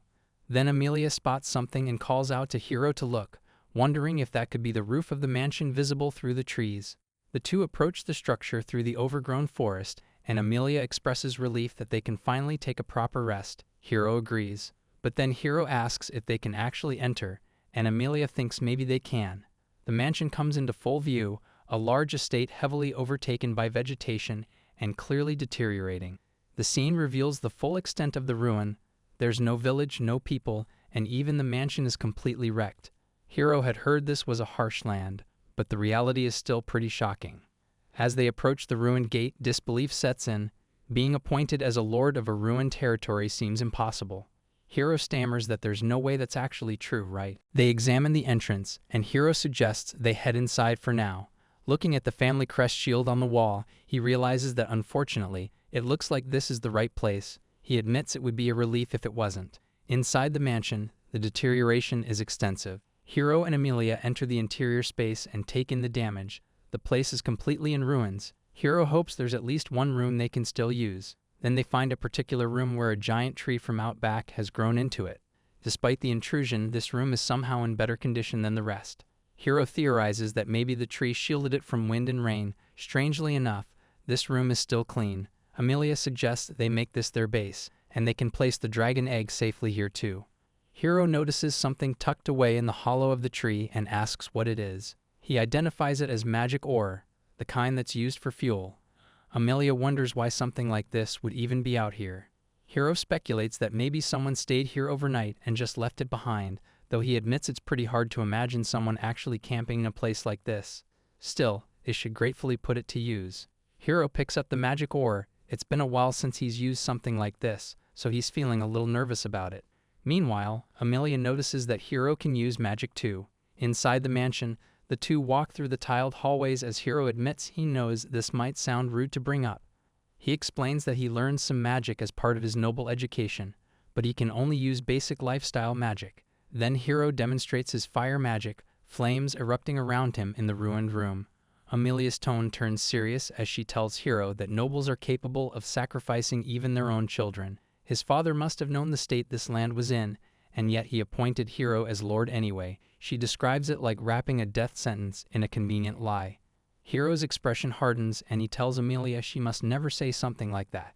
He reminds her that kindness comes back around eventually, and the same goes for resentment and lies. They always come back. He points out that even if it was just the flow of conversation, she's felt guilty ever since lying about the trial of skill thing. The two stand on the mansion stairs, and Hiro asks her to please tell him the real reason she was being chased by the minotaur. Amelia reveals her goal. She wants to obtain the divine artifact that carries the revelation of clairvoyance, the Bow of Artemis, and use it to save her sister. This divine insight lets the wielder sense a target's location regardless of distance, so that way, even if their eyesight is poor, they can still wield a bow. Hiro asks what she means by saving her sister, and Amelia explains that their parents died young from illness, so now it's just her sister and her. Then Amelia continues her story. Just the other day, they received a formal request from the village elite. The content of the letter was a demand that she and her sister be taken as playthings for their son and kept for life. Hiro reacts with shock, calling it insane and telling her she absolutely has to refuse. Amelia responds that she would if she could, then explains the situation with the warcat tribe. Once a year, there's a martial arts tournament where each family's representative competes, and family rank is determined by that placement. In their clan, the weak are expected to submit to the strong. Since Amelia became the family head, they've always ranked at the bottom, so to save her sister, she has no choice but to prove her strength in the next tournament, which is 1 month from now. Amelia explains she needs clairvoyance, which is exactly why she needs the Bow of Artemis. She says when it comes to archery, she's confident no one can match her, but the problem is her eyesight has gotten worse. At this rate, that girl will suffer. When it came down to it, Amelia couldn't even handle the minotaur in the temple and ended up completely failing. But Amelia's determination shows as she declares that as her sister and as the head of their family, she must protect her no matter what. No matter what happens to Amelia herself, she won't let the future her sister deserves be stolen away or have even her smile taken from her in the darkness. Hiro asks if she wants to try something. Hiro tells Amelia that it may not be a divine revelation from an artifact, but his magic might be able to help. He admits he can't guarantee success and can't tell her what exactly he'll do. Amelia says that's okay and tells him to please go ahead. Hiro asks her to close her eyes for a moment. She agrees quietly. Meanwhile, Amelia is wondering why Hiro is so close to her. Her thoughts start racing as she realizes this is just like those fairy tales where the prince kisses the princess and the curse is broken. She questions if the magic is something like that and thinks she's not ready for this. Then Hero calls out to Amelia and tells her she can open her eyes now. When she does, she finds herself wearing something strange on her face and asks what it is. Hero explains that they're called glasses, a tool used to help with vision. Amelia examines the thin pieces of glass on her face and asks how he carried them around. Then Hero reveals he used the metal frame they found and filled it with ice instead of glass. Turns out they're actually made of magically crafted ice. Hero explains that he based the glasses' design on memories from his past life, so they might not work perfectly at first. But if they adjust it to fit her eyesight, the glasses will let her see properly. Suddenly, Amelia calls out to Hero about his magic. The ice frames are starting to melt. Hero apologizes for the instability. Amelia tests her new vision. Distant things are still a little blurry, but she can see her hands now, and the whole room. She can actually see them, and the improvement leaves her amazed. Amelia throws her arms around Hero and thanks him so much. Hero calls out her name in surprise at the sudden embrace. Meanwhile, through the glasses, Amelia realizes there's something else she's finally seen. One more thing. Hero says her name softly, then Amelia tells him he has such a handsome face. Hero reacts in shock, asking what she's suddenly saying. He tries to stop her as she moves closer. Hero says her name again, and Amelia tells him he can just call her that. The two of them standing close together in this intimate moment, their faces just inches apart. But then their moment gets interrupted. Both of them react to this strange sound, and suddenly a bright flash fills the space between them as a white fuzzy creature appears out of nowhere with this loud noise. Meanwhile, the cloth covering the egg starts glowing. Amelia notices the light emanating from it, and both Hero and Amelia react as something appears between them with another flash. A revelation book materializes, showing dragon-related blessings, the book displaying text about increasing vitality. Hero questions what's happening now while Amelia realizes it's a revelation book. Then a new revelation related to dragons begins forming.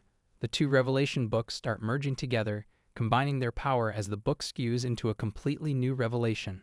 The merged books create this new revelation called Divine Dragon Merchant, the transformation happening with dramatic light effects. Hero realizes this must be incredibly powerful, since even the ancient dragon paid respects to it. This is the Lord Divine Dragon. Suddenly, Amelia notices the egg is starting to hatch, and Hero reacts in surprise at the news. The egg cracks open and a small creature with horns emerges from inside. Both Hero and Amelia just stare in complete disbelief at the little one in front of them. Someone questions if this could really be Lord Divine Dragon, and the caption confirms it. Lord Divine Dragon has been reborn right here. The baby dragon's being given a bath, splashing around and making these happy little sounds. Someone warns the little one to please hold still, cautioning that if bubbles get in the dragon's eyes, it's gonna hurt. Then the baby dragon asks if Papa's not coming into the bath. Another voice explains that the bubbles tickle, and someone tells the dragon to please bear with it. The explanation continues. Papa's very busy right now, sewing clothes and doing the laundry. The baby dragon calls out for Papa, but someone immediately shouts a warning about no peeking. Meanwhile, someone brings up the topic of Amelia's change of clothes. The baby dragon asks again if Papa's joining them in the bath. Hero's standing outside the bath area while Amelia helps the little one with bathing. Suddenly, Hero makes a hasty retreat, completely mortified, telling them to please forget this ever happened. The scene shifts and Heroes collapse dramatically on the floor. Amelia observes that Papa died, then apologizes profusely to Hero. Later, Hero reflects that everything was fine up until the Divine Duke Dragon egg hatched. The baby dragon comments that it didn't expect things to end up like this. The group stares at the small wet dragon sitting before them, and someone realizes this kid is supposed to be the Divine Duke Dragon. Amelia asks if the Divine Duke Dragon is supposed to be a member of the dragon race like an ancient dragon, but Hero explains that in the legends, the Divine Duke Dragon is said to be of the dragonoid race instead. Hero and Amelia stand over the baby dragon, processing the situation. Someone suggests they try asking the dragon directly. Someone else questions if the dragon can even talk right after being born, but the baby dragon stares up at them intently, then attempts to speak, managing to say a few syllables that sound like attempts at calling for parents. Suddenly, the baby dragon shouts out for Mama, directed straight at Amelia. Amelia reacts in shock, while someone observes that Amelia is now Mama to the dragon. Hero expresses confusion about how this came to be, and Amelia explains that the dragon race also imprints. Hero realizes they were the first ones the dragon saw when it was born. The baby dragon happily calls out to both of them, addressing Amelia as Mama and Hero as Papa. The little dragon bounces excitedly between them, and Hero asks what they should do now. He decides they should figure things out, but for now, there are more immediate concerns. Hiro tells both Amelia and the baby dragon that they need to take a bath, and the baby dragon announces it's taking a bath. Meanwhile, outside in the yard, Hiro is doing laundry using a wooden tub. He's hunched over working when his back suddenly cracks. Hiro groans about how things ended up like this and lets out a tired sigh as his body aches from the manual labor. Hiro reflects that he never imagined he'd end up raising a daughter, and suddenly he realizes what that instruction manual meant about raising environment and slow maturation. Looking at the dilapidated buildings around them, Hiro starts thinking about how even if he wants to raise her here, they've got no proper living conditions, no supplies, and no way to get them. Then the baby dragon approaches and asks if Papa's tummy hurts. Hiro admits he's so weak and there are so many problems, he just wants to run away. But Hiro tells them it's okay, that he was just thinking a bit. Suddenly, the baby dragon appears wearing this elaborate maid outfit complete with frills and ribbons. Amelia asks if Hiro wants her to kiss the pain away, and Hiro comments that in such a short time, Amelia managed to make such cute clothes. Amelia says she's surprised too. Hiro thinks to himself that it was worth taking apart the bed sheets and his canopy, glad that the baby dragon liked it. The baby dragon asks if she's cute, and Amelia checks if the outfit is alright, admitting she's never dressed anyone before. Hiro reassures her that it's perfect and the tied hair looks super cute too. Amelia tells the baby dragon she's cute. Meanwhile, Hiro holds the small dragon as they discuss her identity. The baby dragon asks if that's really her, and Amelia explains that yes, she's the Shinryuk, the divine Duke dragon who leads the dragon race. The baby dragon processes this information, repeating the syllables slowly as divine Ryuko Shi before saying she sees. Then the baby dragon exclaims that Shinryuko is cute. Amelia thinks to herself that now the dragon sounds even cuter. Hiro asks about giving her a nickname, and Amelia suggests that Divine Duke Dragon is actually a title for the leader of the dragons. Hiro agrees that's true, but the baby dragon protests loudly, yelling no to Shinryuko because it's too hard to say. Hiro examines the baby dragon's features closely: red eyes, huge horns, and that distinctive tail marking her as the leader of the dragon race. He considers her appearance as a golden, shining divine dragon and starts thinking of a nickname. Then Hiro suggests the name Galchan to the baby dragon, explaining it means golden, derived from the word gold. He asks what she thinks of it. The baby dragon repeats the name slowly, trying it out. Galchan. Her face lights up with happiness at her new name. The baby dragon excitedly tells Amelia that he said Galchan. Amelia says that's great while holding the little dragon, but she reflects internally that being called Mama and Papa like this makes her feel strangely self-conscious. Meanwhile, Hiro watches them and thinks it really feels like he's gained a new family. But then Hiro reflects on his past. He was raised to become a renowned lord who would represent the country. As a kid, he learned many things from the great sage. His father loved talking about money and investments, and Hiro thought his old man enjoyed those talks because they were together. But Hiro was the only one who thought that way. Even before he was born, even his twin brother Marison resented him. Hiro admits to himself that he never had anything like a family. Meanwhile, Gol speaks up, saying that with Papa and Mama it's fun. She grabs both their hands and declares that Gol can do it too. Amelia and the baby dragon standing together while Hiro watches them from behind. Then Gol yells that she loves them, and the three share a warm embrace together. Amelia and Hiro hug the little dragon close while someone comments that Gol-chan is so smart. Another voice thanks Gol for teaching them. Outside, Gol sits on the ground playing while Amelia and Hiro stand nearby. Hiro suggests they should give Gol a reward, and someone reacts with surprise at the mention of a reward. Later, they prepare a wooden tub for Gol. Hiro offers something to use, but Gol protests that it's for laundry, and she doesn't want to do laundry. Hiro tells her to blow on it and watch closely. Suddenly, Amelia is standing outside surrounded by soap bubbles floating through the air, the bubbles drifting around her in the peaceful outdoor setting. Gol stands there with her arms raised, completely amazed by the sight around her. She asks what this is, wondering if it's Papa's magic. Hiro explains that these are called soap bubbles. Gol calls out to Amelia to look, saying they're so pretty, and that soap bubbles are amazing. Then Gol notices something off and calls out to Hiro, asking if something is wrong. Hiro just stares at Amelia standing before him and quietly says her name. Hiro tells Amelia she's really beautiful. Amelia reacts with shock and stammers, asking what he's saying. But Hiro quickly explains it's just because her hair and outfit are different today. Meanwhile, someone asks Gol-chan what's wrong as the little dragon observes the moment between them. Amelia stands there looking flustered at the question of whether they should kiss. She immediately gets defensive and asks Hiro if he's serious about this. Hiro panics and stammers, asking why she's reacting this way. Suddenly, Gold chimes in from where she's sitting, explaining that when Papa and Mama look at each other like that, they kiss. She saw it happen from inside the egg. Hiro's sweating bullets now, nervously trying to explain that the whole thing was just a failed attempt, or actually, something else entirely. He calls out to Amelia for help as he bends backward dramatically, insisting that's not what happened at all. Meanwhile, Gold finds the whole situation absolutely hilarious and starts laughing about Papa getting rejected. Someone tries to tell Hiro to cheer up while Amelia quickly makes an excuse about needing to prepare food, desperately trying to escape the awkward moment. Before leaving, Amelia reaches down and pats Gold's head gently. Then Hiro reflects on everything. So much has happened, but he's got to do his best for Gold too.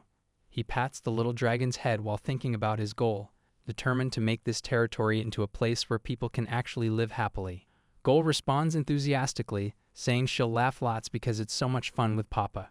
Hiro stands in what looks like an industrial workspace, thinking back to his past life. It was the same back then when he had a little sister, so he endured everything.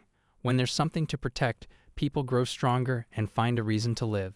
He reflects that he used to think he was weaker than everyone else, but thanks to Gold, he's gotten just a little stronger. Suddenly, a scream pierces the air. Hiro reacts in shock and Gold panics, yelling that Mama's in danger. Earlier that day, Hiro kneels in the grass and calls out to Gold, and the little dragon responds affirmatively. Amelia holds Gold while the dragon explains the issue. When Gold plays with Mama, the dragon can't play with Papa at the same time, so that's a problem. Hiro processes this and agrees that it is, indeed, a problem. But that's not what Hiro actually meant. He tells Amelia and Gold to take a look at something, then presents an object to them. Hiro opens up their storage case, and it turns out most of their food supplies are gone, with the container sitting nearly empty. Gold innocently asks Amelia if Mama ate all the food. Amelia apologizes, saying it was her carelessness, but Hiro tries to clarify that's not what happened, though the supplies are definitely depleted. Then Hiro explains what actually happened to their food supplies. He put the leftover slime in with the other food, but turns out it was still alive in that state and ended up eating all the food inside. So the reason Amelia screamed and fainted yesterday was because when she opened the bag, there was a giant slime inside. Hiro continues explaining that all they have left is the slime, some seasoning, and the dried meat he was carrying. The pork that was packed with everything else is completely gone. Someone reacts with shock, asking what he just said. Suddenly, a figure with large antlers appears before Hiro. The ancient dragon explains she heard the divine dragon lord had hatched, so she came to pay her respects and get a good meal out of it. Hiro looks completely confused about what's happening. The ancient dragon keeps complaining that she's been fasting ever since that last feast, and questions if this is how they're treating her. Hiro asks who she is. The ancient dragon in her humanoid form looks offended and asks if he forgot the face of his sworn ally, questioning if he's already going senile despite being so young. Hiro processes this, muttering something about a sworn ally and asking them to wait, telling them not to say it yet. Then his eyes go wide as the realization hits him about who this actually is. The ancient dragon declares that who else could she possibly be, since she looks exactly like herself. Hiro finally recognizes her. It's the ancient dragon. Hiro lets out a sigh and admits that figuring it out from just that alone is honestly a miracle. Meanwhile, Gold pops up asking if breakfast is ready yet. The ancient dragon asks what they've got to eat, and someone mentions all they have is dried meat. The dragon's expression shifts to clear disappointment. The ancient dragon points out that a bit of dried meat won't even scratch the surface, reminding them that even dragon kids eat way more than a full-grown human. She mentions she could go hunt a giant demon boar if needed, but that's all the more reason they need to act fast. Then the ancient dragon calls out to Hiro and asks if she could ask him for a favor. The ancient dragon asks if Hiro would let her become Lord Divine Dragon's mentor. Gold explains that every race has customs and techniques that only their own kind can pass down. The ancient dragon adds that there must be tons of things they simply can't teach. Hiro tells Gold to listen carefully and decide for herself, and the ancient dragon agrees, telling Gold to just choose the path she feels is right. Hiro tells Gold that he thinks the ancient dragon is right, and Gold agrees, saying that learning from another dragon would be good for her. Meanwhile, the ancient dragon in her humanoid form asks Gold what she wants to do. The scene shows the dragon standing tall in the forest, her antlers and formal robes making her look every bit the ancient being she claims to be. Gold decides she'll play with Gramps, and the ancient dragon accepts with enthusiasm. The dragon declares that she, the ancient dragon, shall raise Lord Divine Dragon into a fine member of Dragonkend. Hero mutters that the claim seems false, but the decision has been made. The pair stand together with sparkles surrounding them, the mentorship officially beginning. Then the ancient dragon lays down the rules. Goal is goal, and Goal hates Chinsuko, whatever that is. Goal confirms she's got it. The dragon enthusiastically announces that everyone's aboard and it's time to go. Hero tells them not to do anything dangerous, and with that settled, the scene shifts as Hero prepares to move on to the next task at hand. Hero mentions they need to figure out a way to overcome the food shortage. The ancient dragon brings something up, and Hero explains that since the ancient dragon was given the role of mentor too, he thought this might be a way he can be useful as well. Suddenly, Amelia steps forward with her bow and asks to be let go out hunting. The food situation is serious enough that everyone needs to contribute. Amelia explains how the warrior catfolk operate. They eat what they hunt each day, and if there's any left over, they preserve it as stockpiled food so they won't go hungry even during winter. They can also process animal parts into clothes and tools, or trade horns and pelts for seasonings and spices. Hero asks about hunting tools, but Amelia responds that even if it's just hunting, with traps and all, they're short on time, so it'd be faster if she just shows him.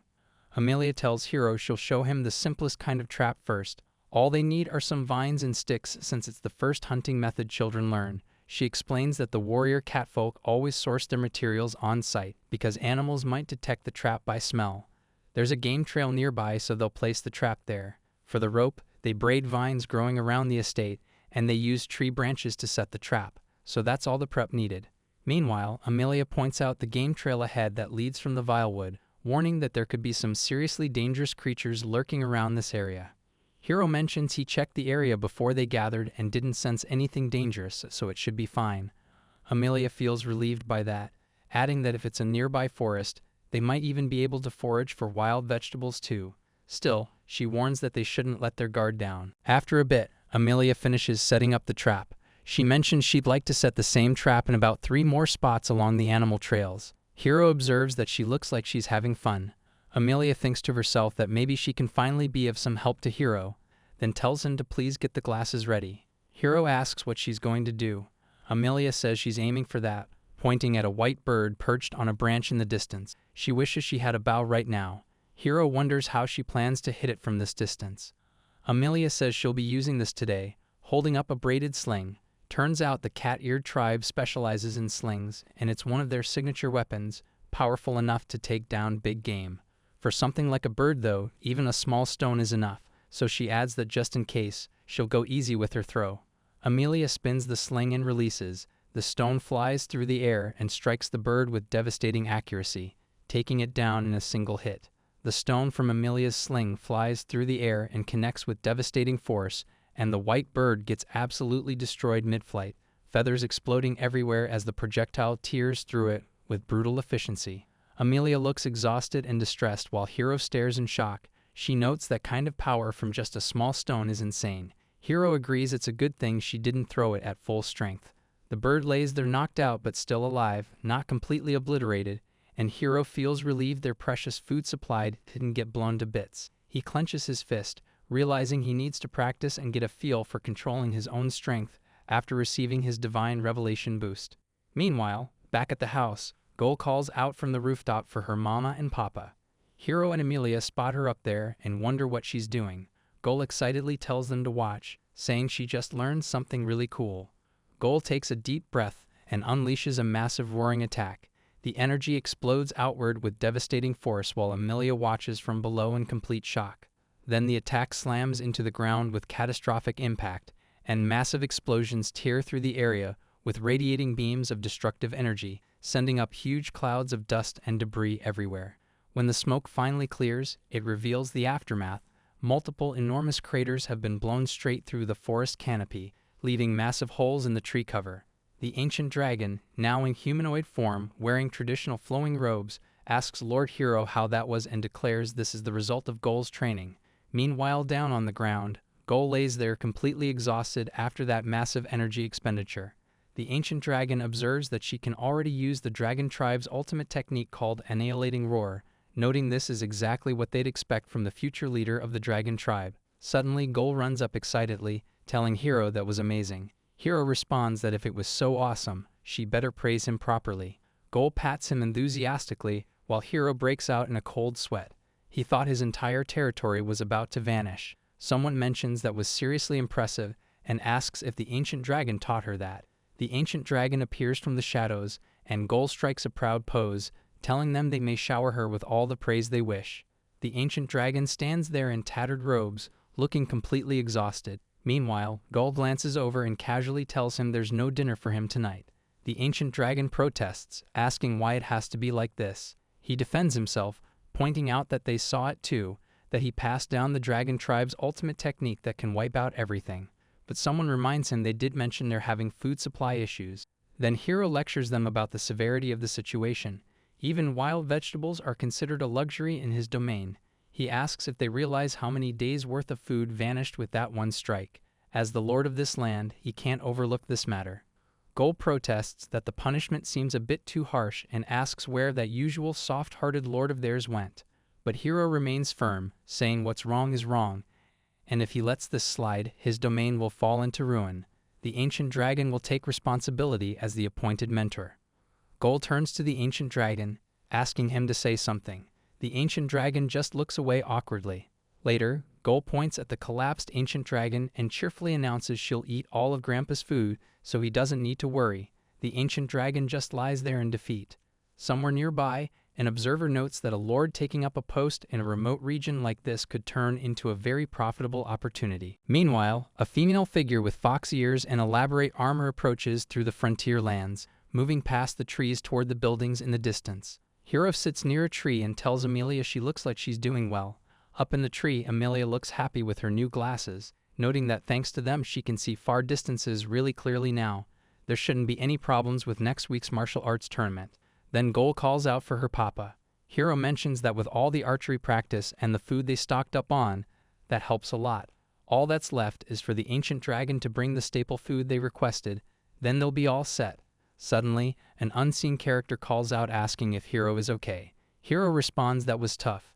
Thanks to divine intervention, he's barely standing. Gol approaches asking how it went, and meanwhile the armored warrior returns announcing she's back, the sound of impact ringing out as training continues. Gol celebrates enthusiastically, announcing they got lots of food and that she caught something amazing too. Hiro remarks it must be something amazing while Amelia wonders what it could be. Then the haul is revealed. A massive pile of creatures including a white dragon, a devil boar, a sea serpent, a minotaur, and a medusa. Gol sits proudly atop the pile asking if it's pretty amazing. Amelia confirms it's a big catch and asks what Hiro thinks. But Hiro addresses the ancient dragon, reminding him he asked for staple foods. The pile includes a devil boar, a sea serpent, a minotaur, and even a medusa. Hiro points out that minotaurs and medusas aren't edible. The ancient dragon responds dismissively, and Hiro asks why there are monsters that aren't even edible in the first place. The ancient dragon explains that medusas are disaster-class monsters, perfect for showing off strength. Then he admits he wanted to show off, looking away as he says it. Hiro acknowledges that yeah, they get it, the ancient dragon is strong, but he had a reason for asking for staple food specifically. Hiro explains that the only way they can preserve food here is by making smoked meat, and with this much, they won't be able to eat it all before it goes bad. But the ancient dragon questions what's wrong with rotting, explaining that's the law of the world. Things die, decompose, enrich the soil, plants grow, animals eat those plants, and life continues. The ancient dragon points out that Gol is small, so she can eat a lot of it right away. Gol waves, calling for her papa. Hiro concedes the ancient dragon isn't wrong. Meanwhile, Hiro pleads desperately not to be eaten while Gol stands proudly in her maid form over him, the ancient dragon's tail visible nearby. Suddenly, Amelia spots the captured person and asks Gol who they are. Someone explains they fell into a pitfall trap, so Gol caught them. The captured person begs them to listen while Gol cheerfully notes they smell good, so they'll probably taste good too. The captured merchant introduces himself as Jack, explaining he does business in the Rothbalt territory as a traveling merchant under the Arcturic Trading Company, but the group finds it suspicious that a traveling merchant this far out doesn't have a wagon or bags. Gol notes it's more suspicious than rare. Then Jack shows them his goods are all stored in a magical bag his father left him as a keepsake. The artifact can store as much as an entire warehouse. Jack explains that while the bag is valuable, he also inherited all the debt his father racked up along with it, which is part of why he's come all the way out here. Jack describes how bad the economic situation has gotten since the successor for the Rothwell territory was decided. Prices have been skyrocketing, and there's barely anything to buy anymore. Even when he can stock up, it's too expensive to sell, and at this rate he can't even make a living. So he's been going to other territories to buy goods and using his mansion as a stopover. Jack mentions he saw them all last week when he stopped by, so he came again today to formally introduce himself. Meanwhile, Goal processes the situation, realizing the effects of the heavy taxes are showing way faster than expected. Even though Jack has that magical artifact which should let him trade way more than most merchants, his business still isn't making it. Goal understands that if this keeps up, the Rothwell territory will be completely ruined by Oliver and Marison. Something has to be done before it's too late. Then Goal asks Hiro what's wrong and if her catch was no good. Hiro admits it's just a bit disappointing. Amelia explains that Jack is a shopkeeper who sells all kinds of things, and Goal realizes that if they eat Jack, he won't be able to bring them tasty stuff anymore. Suddenly, Goal excitedly declares she wants to eat tasty things. Hiro asks what they should do, and the ancient dragon suggests apologizing to Jack. So Goal bows apologetically in her maid form, still drooling a bit. She tells the captured person she's sorry for calling them tasty looking, though a small note reveals she still thinks they look delicious. The ancient dragon tells Goal she did great. Amelia adds that Goal did a good job, and Hiro pats Goal's head as she giggles happily. Jack speaks up, saying he's glad they cleared up that misunderstanding, then extends his hand and apologizes for the trouble. Standing before the mansion, Hiro introduces himself to Jack. His name is Hiro Rothwell, and he's an adopted member of the Rothwell family. He was assigned to this place under orders from the Lord of the territory, and he tells Jack he's free to keep using the mansion as he has been. Jack is surprised and asks if Hiro is serious. Calling him by name, he admits it would be a big help but wonders if Hiro is sure about this. Amelia points her sword at Jack's back and questions whether he might be lying. She asks Hiro if he's seriously going to just accept everyone like this, tells him he's being way too nice by letting Jack use the mansion for free. Amelia's frustration builds as she warns Hiro that if he keeps this up, he's going to get seriously hurt someday. Even then, she knows Hiro would probably just say he's glad it happened to him instead. Amelia doesn't want to see that happen to him, but Hiro apologizes to Amelia and tells her this is something he can't back down on as the Lord. He acknowledges she's right. There might be people who try to use or deceive him. However, if he abandons people in need just to protect himself, he won't be able to save anyone who turns to this Lord for help. The three figures walk together across the grounds as Hiro smiles, thinking about his decision. Hiro declares that if someone asks for help, he'll reach out his hand to save them. Amelia admits she doesn't even have a comeback when he says it so clearly. Hiro apologizes for making her worry. Then Amelia observes that for someone so young, Hiro has a ridiculously big heart. Now she gets why he's got dragons and warrior catfolk working for him. Meanwhile, Jack watches the exchange from behind. The ancient dragon responds to Amelia's observation, telling Hiro he's giving him too much credit. Hiro admits he might have said something bold just now, but honestly they've got their hands full with just their own situation right now. He's the Lord, but they've got no citizens, a ruined mansion, and a territory full of unbeaten meat and monster corpses. The camera pulls back to show the damaged building and scattered supplies. Hiro notes that's just the start of their problems. The ancient dragon leans in closer and tells Hiro that in that case, he's got a proposal for him. The ancient dragon in her humanoid form sits perched on one of the monster corpses and tells Hiro she'd like to buy the whole pile of monsters from him. Jack explains that his main line of trade is in food goods. If it's demon boar meat, he can sell even this much without trouble. Hiro stands among the scattered corpses and monster remains, acknowledging that would be a big help. He asks what about the monsters that aren't for food. Jack gets into the details. A minotaur's horns and hooves are top-tier materials for weapons and armor, while a Medusa's eye is super high-grade magical material. As for dragon fangs and scales, they're ultra-rare, so they'll put them up for auction. Jack reassures Hiro that none of this will be an issue, and when it comes to dismantling the beasts and handling the remains, Hiro tells Jack to just deduct that from the total payment. No need to worry about it. But then Jack mentions there's one problem though. Jack looks distressed as he admits he doesn't have enough money on hand right now. Hiro seems to think Jack was trying to scam him after all, but Jack quickly corrects himself. He just meant he doesn't have the kind of money on hand that could buy this much material outright. Jack explains that private deals would be more profitable for him, sure, but he was thinking of making a formal contract instead. A coin or valuable item is shown between them. Jack presents a document, explaining it's a magical promissory note with deferred payment. This is what the Ardmic Trading Company uses for territorial contracts. Jack says he'll come by once a week to take orders, and at that time he'll collect the goods and the total sales will be paid by the end of the following month. In exchange for the guarantee, the company takes 5% of the sales, but Jack says he'll cover that 5% himself. Suddenly, someone objects, saying that won't do. Hiro points out that a contract should be fair. In trade, the one with debt always ends up at a disadvantage. That said, just getting a trade route out here on the frontier is already a pretty good deal for him. Hiro asks if they should go ahead with the contract, and Jack apologizes for his low behavior, admitting he just really wanted to secure this deal. Then Jack explains that the Ardmic Company does a lot of business with noble families too, so by rule, when making contracts, either the wife or an heir has to act as guarantor. Hiro notes that a lot of nobles are irresponsible with their spending after all. Jack clarifies it's really just a formality and asks if it would be alright if someone acted as Hiro's wife for the paperwork. Hiro looks toward where Amelia is standing in the distance and asks if she would mind doing it.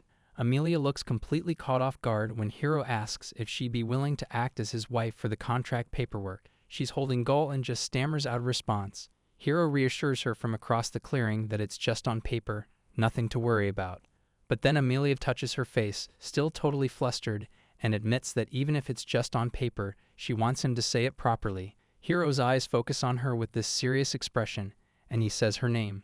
Then Hiro actually kneels before Amelia right there in the forest clearing and asks her to please become his wife. He follows up with a gentle smile, asking if that's all right. Amelia looks determined and says she guesses she doesn't have a choice, and if he's fine with her, then she accepts. But before the moment can even settle, someone suddenly yells out an objection. The white-haired warcat arrives, her voice cutting through the whole scene. She demands to know if it wasn't enough that Amelia disgraced their family inside the village. Now she has to soil their name out here too. The confrontation gets tense real quick as both Hiro and the white-haired warcat lock eyes. She continues her tirade, saying someone born of the proud warrior catfolk blood getting married to an invader is absolutely disgusting. The white-haired warcat stands there with her bow drawn, issuing an ultimatum. She tells Amelia to return to the village with her. If Amelia refuses, she'll pay for this shame with her life. Hiro addresses the white-haired warcat by name Natasha and asks what she's come here for. But Natasha coldly responds that she told him not to answer a question with another question. She repeats her demand.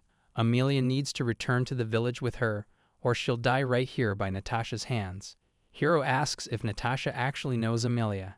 Natasha confirms she does, saying Amelia taught her a ton of things when she was just a kid. Then Natasha explains that Amelia is one of the village's elite Reincarnation specialists.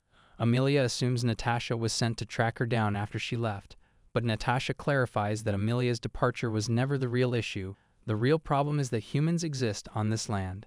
Hiro questions whether humans are really such a problem. Someone points out that this territory has been inherited by the Roswell family for generations, but Natasha explains that clearly humans never bothered learning this land's true history. This place sits right next to the Warcat tribe's village and was once a center for human-led demi-human hunting. They came to scout after hearing a lord would be stationed here, but Natasha never imagined one of their own would be standing on the human side. Amelia insists she's done nothing wrong. Amelia defends Hiro, saying he's not like the humans of the past. She was on the brink of death after losing in battle, and he spent his entire fortune to save her. Smirnov tries to calm things down, suggesting they all sit for tea and talk, claiming humans aren't as cruel now. Natasha recognizes him as that traveling merchant who visited the village before, though she's pretty skeptical about the tea. Natasha finds it impossible that a human would give a demi-human expensive medicine, pointing out that history has shown humans wouldn't even offer scraps to starving demi-humans. Suddenly, Natasha summons two massive magic wolves and accuses Hiro of being a filthy slave trader. She demands to know what he put in Amelia's medicine, and threatens to let the magic wolves feast on him. Hiro realizes why the magic wolves have been showing up so often nearby. Looking at their numbers, he understands they're dead serious about taking them down. Someone asks Hiro what they should do now, offering to turn the wolves to ash in an instant if ordered. But Hiro immediately refuses, saying absolutely not. If they escalate things here, Amelia's position is gonna suffer. The situation keeps deteriorating, and Hiro tries to think of a solution, But at this rate things are only getting worse. Hiro considers his options. If he sincerely pleads for mercy, that won't work since they might just demand his life instead. If he challenges Natasha to a duel, his strength wouldn't stand a chance. Just like Marison warned, neither the wisdom nor experience of Dragonheart is useful here.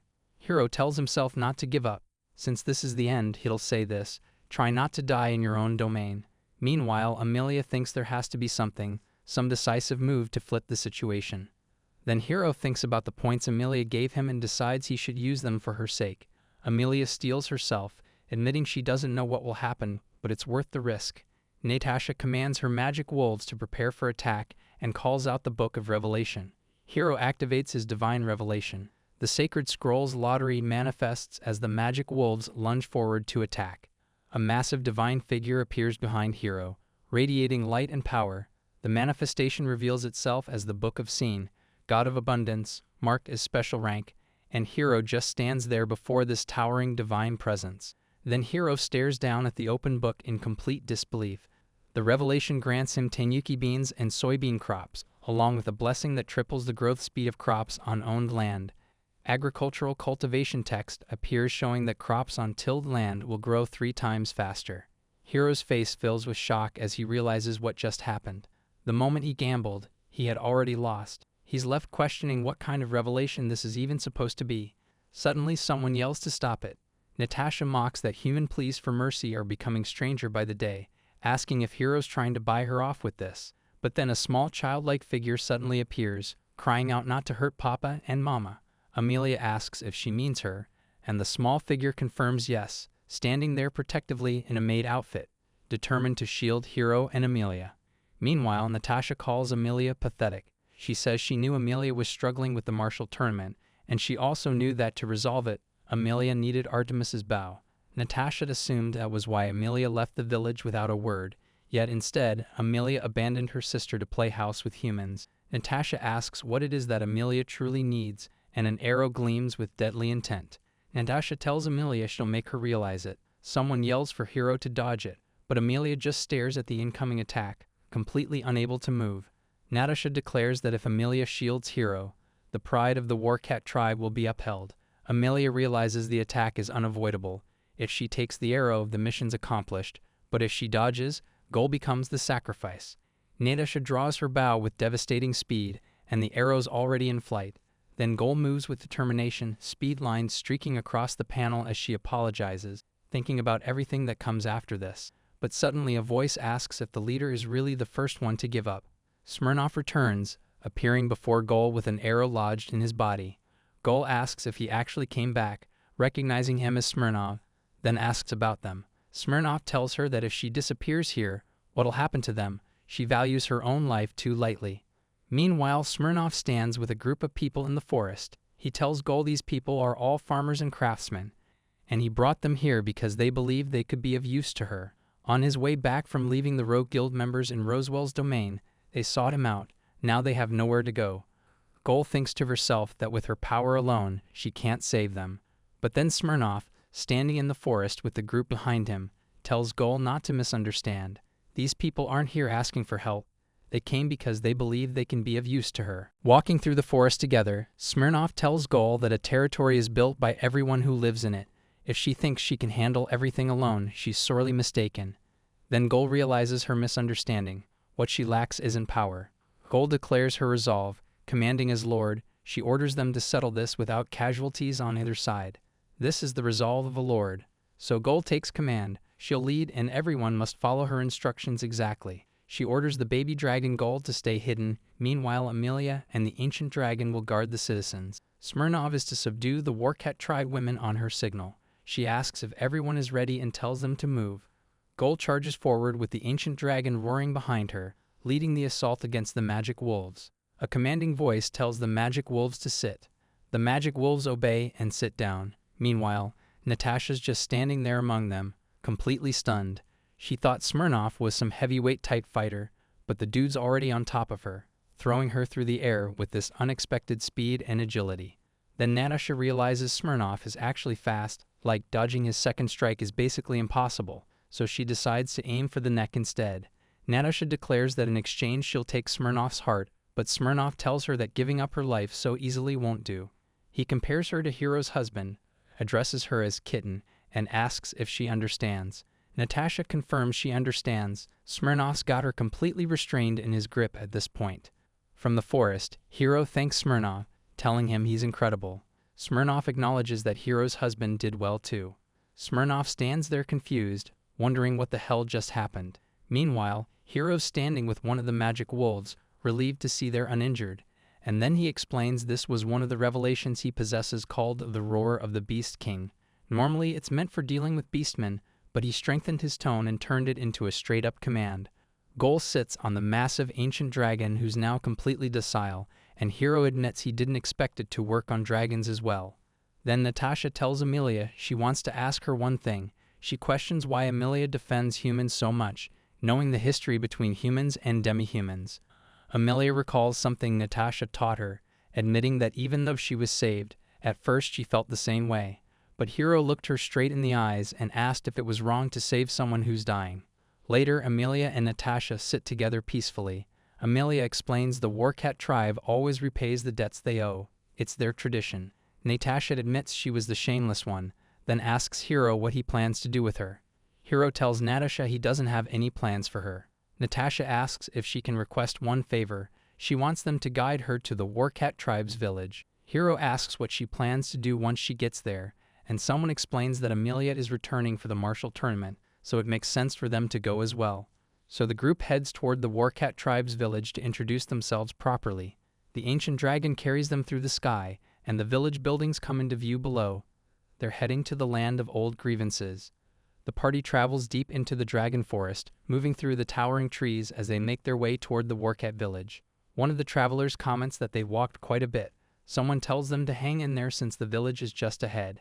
Then Gol starts complaining about why they have to walk, asking if flying wouldn't be faster. The ancient dragon chimes in, suggesting that if it's just a village of that level, they could easily subdue it from the air with everyone on his back.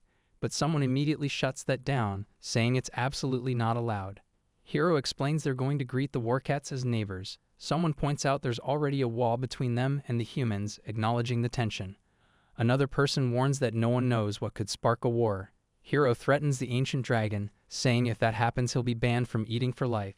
The dragon just grumbles about how a punishment of no meals for war lacks tension. Meanwhile, someone questions Hiro, asking if he's sure their current force is enough since better safe than sorry. They clarify they mean Natasha and Amelia, noting the warcats' hostility toward humans is pretty intense. Someone suggests they should have mobilized everyone, but Hiro responds that won't work since everyone's got jobs to do after all. Someone in the traveling party mentions they'll be away from the territory for about 14 days. Hiro explains he asked Jack to handle the materials and tools while they're gone. The group continues walking through the forest path toward the warcat village. Hiro lays out what's happening back at the territory. The farmers are developing land and planting the blessed seed rice and soybeans from his revelation, while the craftsmen are working on building houses and repairing the mansion since they can't just leave the territory unattended. Even the underlings are helping out by dismantling monsters and assisting with the work. Then Hiro explains they need to improve relations with the warcat tribe. Someone acknowledges they did ask a lot of people, and Hiro responds that of course they have important work too. The scene shifts to show their mansion in the forest as Hiro continues explaining. The demon forest isn't exactly fertile land, and they can't provide for everything with just that place. If they can trade with the village, they can supplement each other and enrich their lives.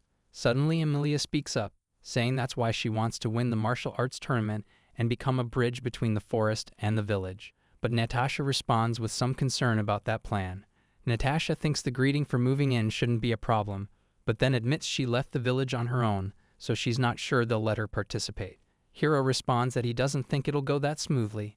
Amelia counters that the warcats are a clan that worships strength, but they do understand that true strength and reckless bravery are different. She points out it's clear what'll happen if they try to resist Hiro's power. Smirnov questions if they really understand though, suggesting some of them might be ready to charge and risking their lives. Amelia tells him to shut up. She hopes they can settle this peacefully. Then someone mentions a secret weapon. Hiro confirms they also have the secret weapon entrusted to them by Smirnov, and they'll use it if needed. Someone reacts to this revelation. Meanwhile, the group arrives at a massive cave entrance. Someone notes that once they get through this corridor, it's the village entrance. Gol comments on how huge it is. Smirnoff observes it's like a fortress created by nature itself. Someone confirms that's exactly right. But suddenly, a stern voice warns them the place is made so that lowly beings like them can't trample on their sanctuary. A large warcat leader stands before them with an entire army of warcat warriors behind him. He gives them only one warning, tells them to move any closer, and they'll lose their lives. Someone from Hiro's group apologizes for showing up out of nowhere like this. Hiro introduces himself, explaining he just moved to the demon forest recently. Then Amelia speaks up, saying this is kind of a greeting for moving into the neighborhood. She was really hoping they could all talk. But the warcat leader responds ice cold, telling them they got nothing to say to humans and to leave immediately.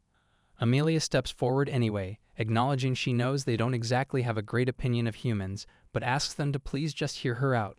Suddenly, a large, muscular warcat warrior steps forward aggressively. Someone yells for the boss to step back. That's when Amelia realizes the warning about losing their lives wasn't just some empty threat. These guys are dead serious. Someone calls out for the chief to stop as the warcat leader stands there fully armed in ornate armor, complete with cape and weapons. Amelia declares that Hiro saved her life and he's her benefactor. But the warcat leader challenges her, asking if she's seriously saying she can hit from that distance with her poor eyesight. Amelia responds firmly that even if it's the chief, she won't forgive anyone who tries to harm Hiro. Then she reveals the ornate bow she's holding and states that with this bow, she can do it. The warcats recognize it in shock. It's the divine weapon passed down in their tribe. The bow is revealed to be the bow of Artemis. One of the warcats mutters something about humans. Meanwhile, the warcat leader accuses them of coaxing Amelia and demands to know what they're planning. Someone from Hiro's group yells back, saying they've been trying to tell them from earlier to just listen, then asks if they're too dumb to understand words. Meanwhile, someone calls out to the young one, and the warcat leader sneers that they're acting all high and mighty. Then someone from Hiro's group apologizes, but states they don't have heads low enough to bow to idiot like them. Another voice chimes in, asking if beast skin have bad ears as well as bad heads, or if they only get it when someone forces them to bow their heads. Suddenly, someone yells for both sides to please calm down. Hiro stands ready in the clearing as someone tries to explain they didn't come to fight, but gets cut off by a warning that they were already told.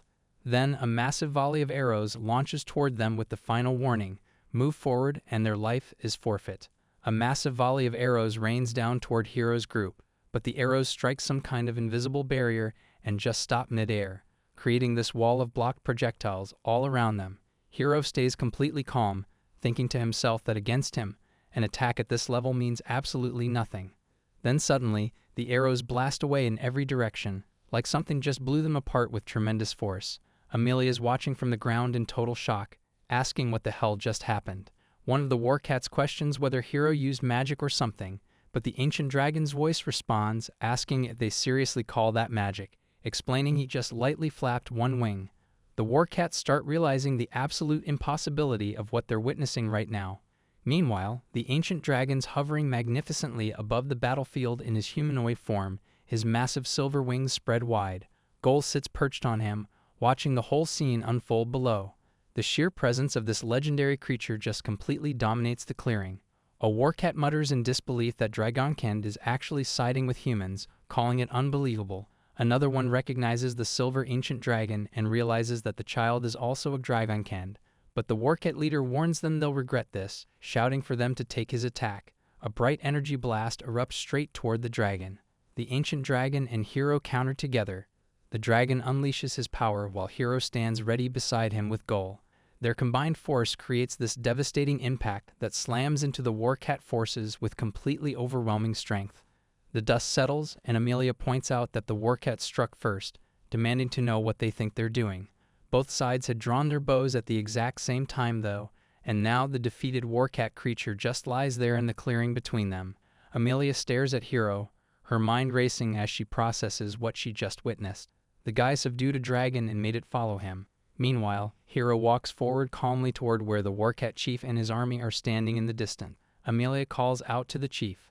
Then Amelia kneels before the warcat leader and his army on the forest path, speaking with respectful humility as she apologizes as the representative of her domain for her companion's rudeness. She asks the leader to forgive Hiro's lack of manners, explaining that he's still young. The warcat leader stands there with his forces arrayed behind him, and he addresses Amelia, telling her to please raise her head. Suddenly, the female warcat steps forward and introduces herself. Her name is Emeralda. She thanks Hero's group for not using the power they possess. The warcat warriors stand in formation behind her, and Little Gull watches from the side. Emeralda explains that their tribe respects the strong, then turns her attention to Hero, noting that he seems to be a bit different from other humans. She asks him to tell her his purpose for being here.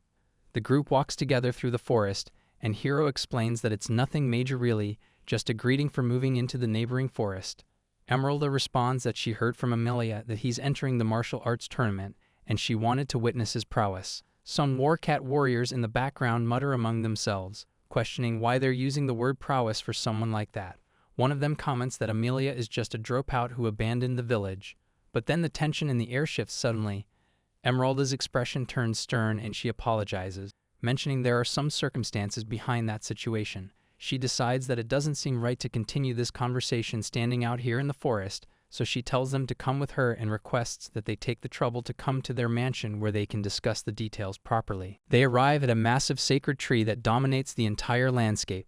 Emeralda explains that this is a great tree said to house a god, and the bow of Artemis is actually a divine weapon created by the gods themselves. As the group approaches along the path leading to the enormous tree, Emeralda continues, explaining that their ancestors were entrusted with the duty of guarding this sacred tree.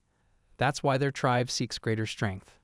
Emeralda leads them through a corridor, warning that the village might be pretty noisy and asking them to please bear with it. She announces they're about to exit the corridor, and Hero looks ahead as they emerge. The warcat village sprawls before them in all its glory. Hero takes in the sight, thinking to himself how incredible it is. So this is the village of the warcat tribe. The warcat village stretches out before them in all its glory. Massive sacred trees dominate the landscape, and the entire settlement is built into and around their enormous trunks. Houses and structures sit at various levels, integrated seamlessly with the natural architecture of the ancient trees. Hero's group appears small against the scale of it all as they walk along the path below. Another view reveals even more of the village's construction. The buildings use half-timbered designs and are woven throughout the vertical maze of branches and trunk space. The settlement climbs upward through multiple levels, each one carefully crafted to work with the sacred tree rather than against it. As they walk deeper into the village, Amelia feels uncertain. She thinks to herself about how rare this is, a human invited to this village. She wonders if this is really okay. Meanwhile, someone else watches from a distance, their boots visible as they walk. They think to themselves that hopefully this won't interfere with the plan. Hero takes in the incredible sight around him. The village is absolutely amazing. Like the trees themselves are growing houses directly from their trunks and branches. The architecture blends so perfectly with nature that it's hard to tell where the trees end and the buildings begin. Meanwhile, the group notices a bunch of warcat children sitting on a porch, watching them pass by. The kids whisper among themselves, clearly wary of the human visitors. Amelia stays alert and tells Hero to be ready to run at any time, noting that either way, they're drawing a lot of attention. The warcat children keep watching, suspicious and unsure whether these strangers are here to beg or if they're after something else. Whatever the case, they're just stray kids keeping an eye on things. Then, as the group continues walking through the village, one of the warcat children suddenly perks up with surprise. The atmosphere shifts completely. The warcat kids get excited and start crowding around them. They call out asking just how strong these guys are, some mentioning it's the first time humans have ever entered the village. Others point out there's a macho guy and a pretty boy among them. The initial suspicion transforms into genuine curiosity. But Hero's getting overwhelmed by all the attention. A warcat girl approaches him asking if he already has a mate, and Gull observes that this is way more popular than expected. Another warcat girl gets even closer, asking if he's interested in her and suggesting they spend tonight together. Before things can escalate any further though, someone bellows for silence with a commanding shout. Emeralda steps forward and orders everyone to step back, declaring that these people are guests of the chieftain and that disrespectful behavior won't be tolerated. Someone asks why she's so angry, and Emeralda insists she's not angry. Someone then checks if Hero's okay. Emeralda explains that the villagers are highly sensitive to strength, and with outsiders, they lack restraint. She offers to apologize if they offended anyone. Hero admits he honestly thought they might be attacked the moment they entered the village, so this was a surprise, but a pleasant one. Someone asks if he's alright. Then Emeralda suggests they hurry to the mansion, noting she can't say those aggressive types don't exist, and if they get surrounded again, it'll be troublesome. They arrive at the mansion and Emeralda thanks them for coming all this way. She leads them into a spacious room, explaining this is a room she uses for personal matters. She tells them to feel free to sit comfortably. Hiro is amazed by the room, and Goal mentions it's her first time here too, and she's overwhelmed. Emeralda suggests they get to the point. She notes that Hiro said his purpose was to greet them and observe the martial arts tournament, but she doesn't believe that's all there is to it. Emeralda admits she noticed and reveals they actually have two goals. Hiro says he'll be blunt. Hiro states that one goal is to establish trade with the warcat tribe. Emeralda responds that she sees, then asks if there's something they need or something they want to sell, and which is it. She also asks if Hiro knows the state of their domain. Hiro answers honestly that it's both. He continues explaining the land's history, describing how it was a place where beastmen hunts occurred and conflict between humans and beastmen persisted. The violence left its mark, and he mentions that many poisons and magic were used throughout that bloody history. The scene shifts to show white wolves prowling through a dark forest. Hiro explains that the damage from poison and magic makes it nearly impossible to turn the land into farmland, and to make things worse, monsters gather around the blood-stained soil, drawn to the corruption. Back in the room, Emeralda questions how Hiro plans to trade in such a place, noting that it's become nothing more than a wasteland, a harsh land for humans to live in. But Hiro responds simply that he has something to offer, showing a close-up of what appears to be a document or item in his possession. Then the scene reveals what Hiro was referring to. He sits cross-legged on the floor, surrounded by dozens of revelation cards spread out before him, the powers granted to him by the gods during his coming-of-age ceremony. Emeralda stares at the display in shock, stating that all of these are revelations from the gods and calling it incredible. She notes that with this much power, it must be highly valued in human society. Hiro admits that's true, but adds that almost none of these benefit him directly.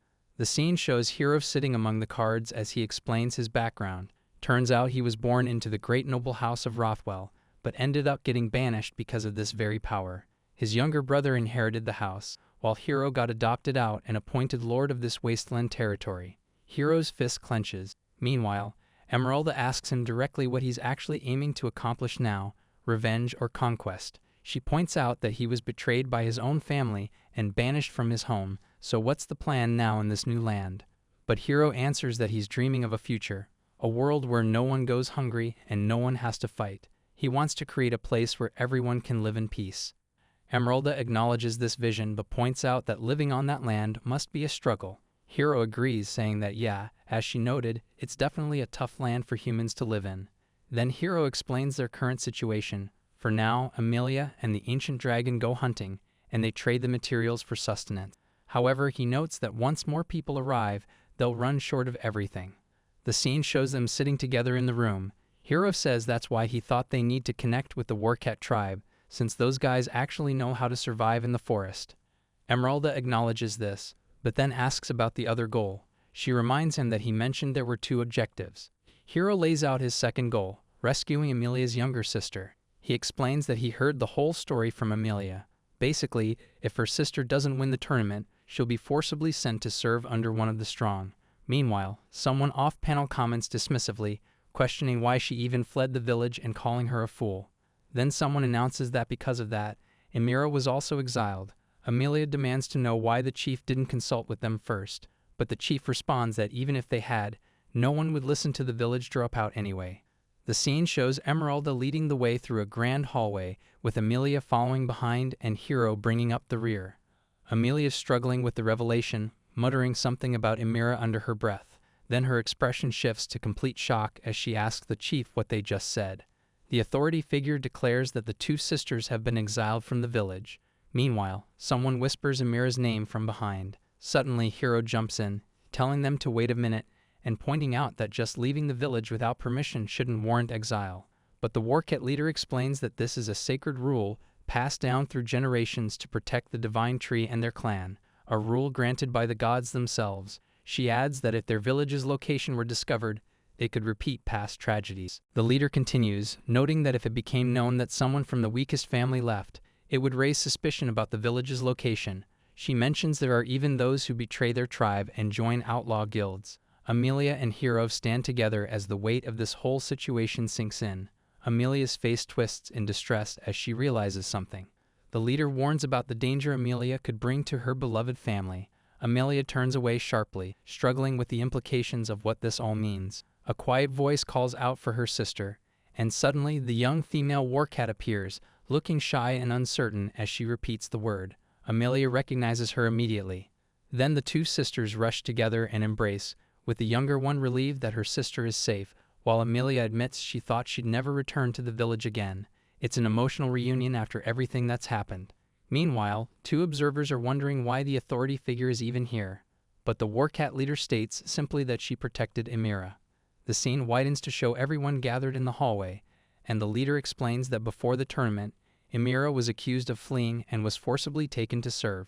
Her family was stripped of their status and exiled to settle the matter. Hero steps forward and asks what Amelia and the others are supposed to do now, but two of the warcats tell him to wait a second. Hero addresses the large shadowed warcat figure, asking if they'd consider taking these two into their domain. He knows he's asking for something completely unreasonable. He gets that it's way too much, but he requests that they bend the rules just this once. The warcat leader smiles slightly and tells him to raise his head. She says she'd be more than happy to welcome the two of them, but then she notes that this might cause some serious friction with the anti-human faction. Hero stays bowing, apologizing for being so blunt about the whole thing.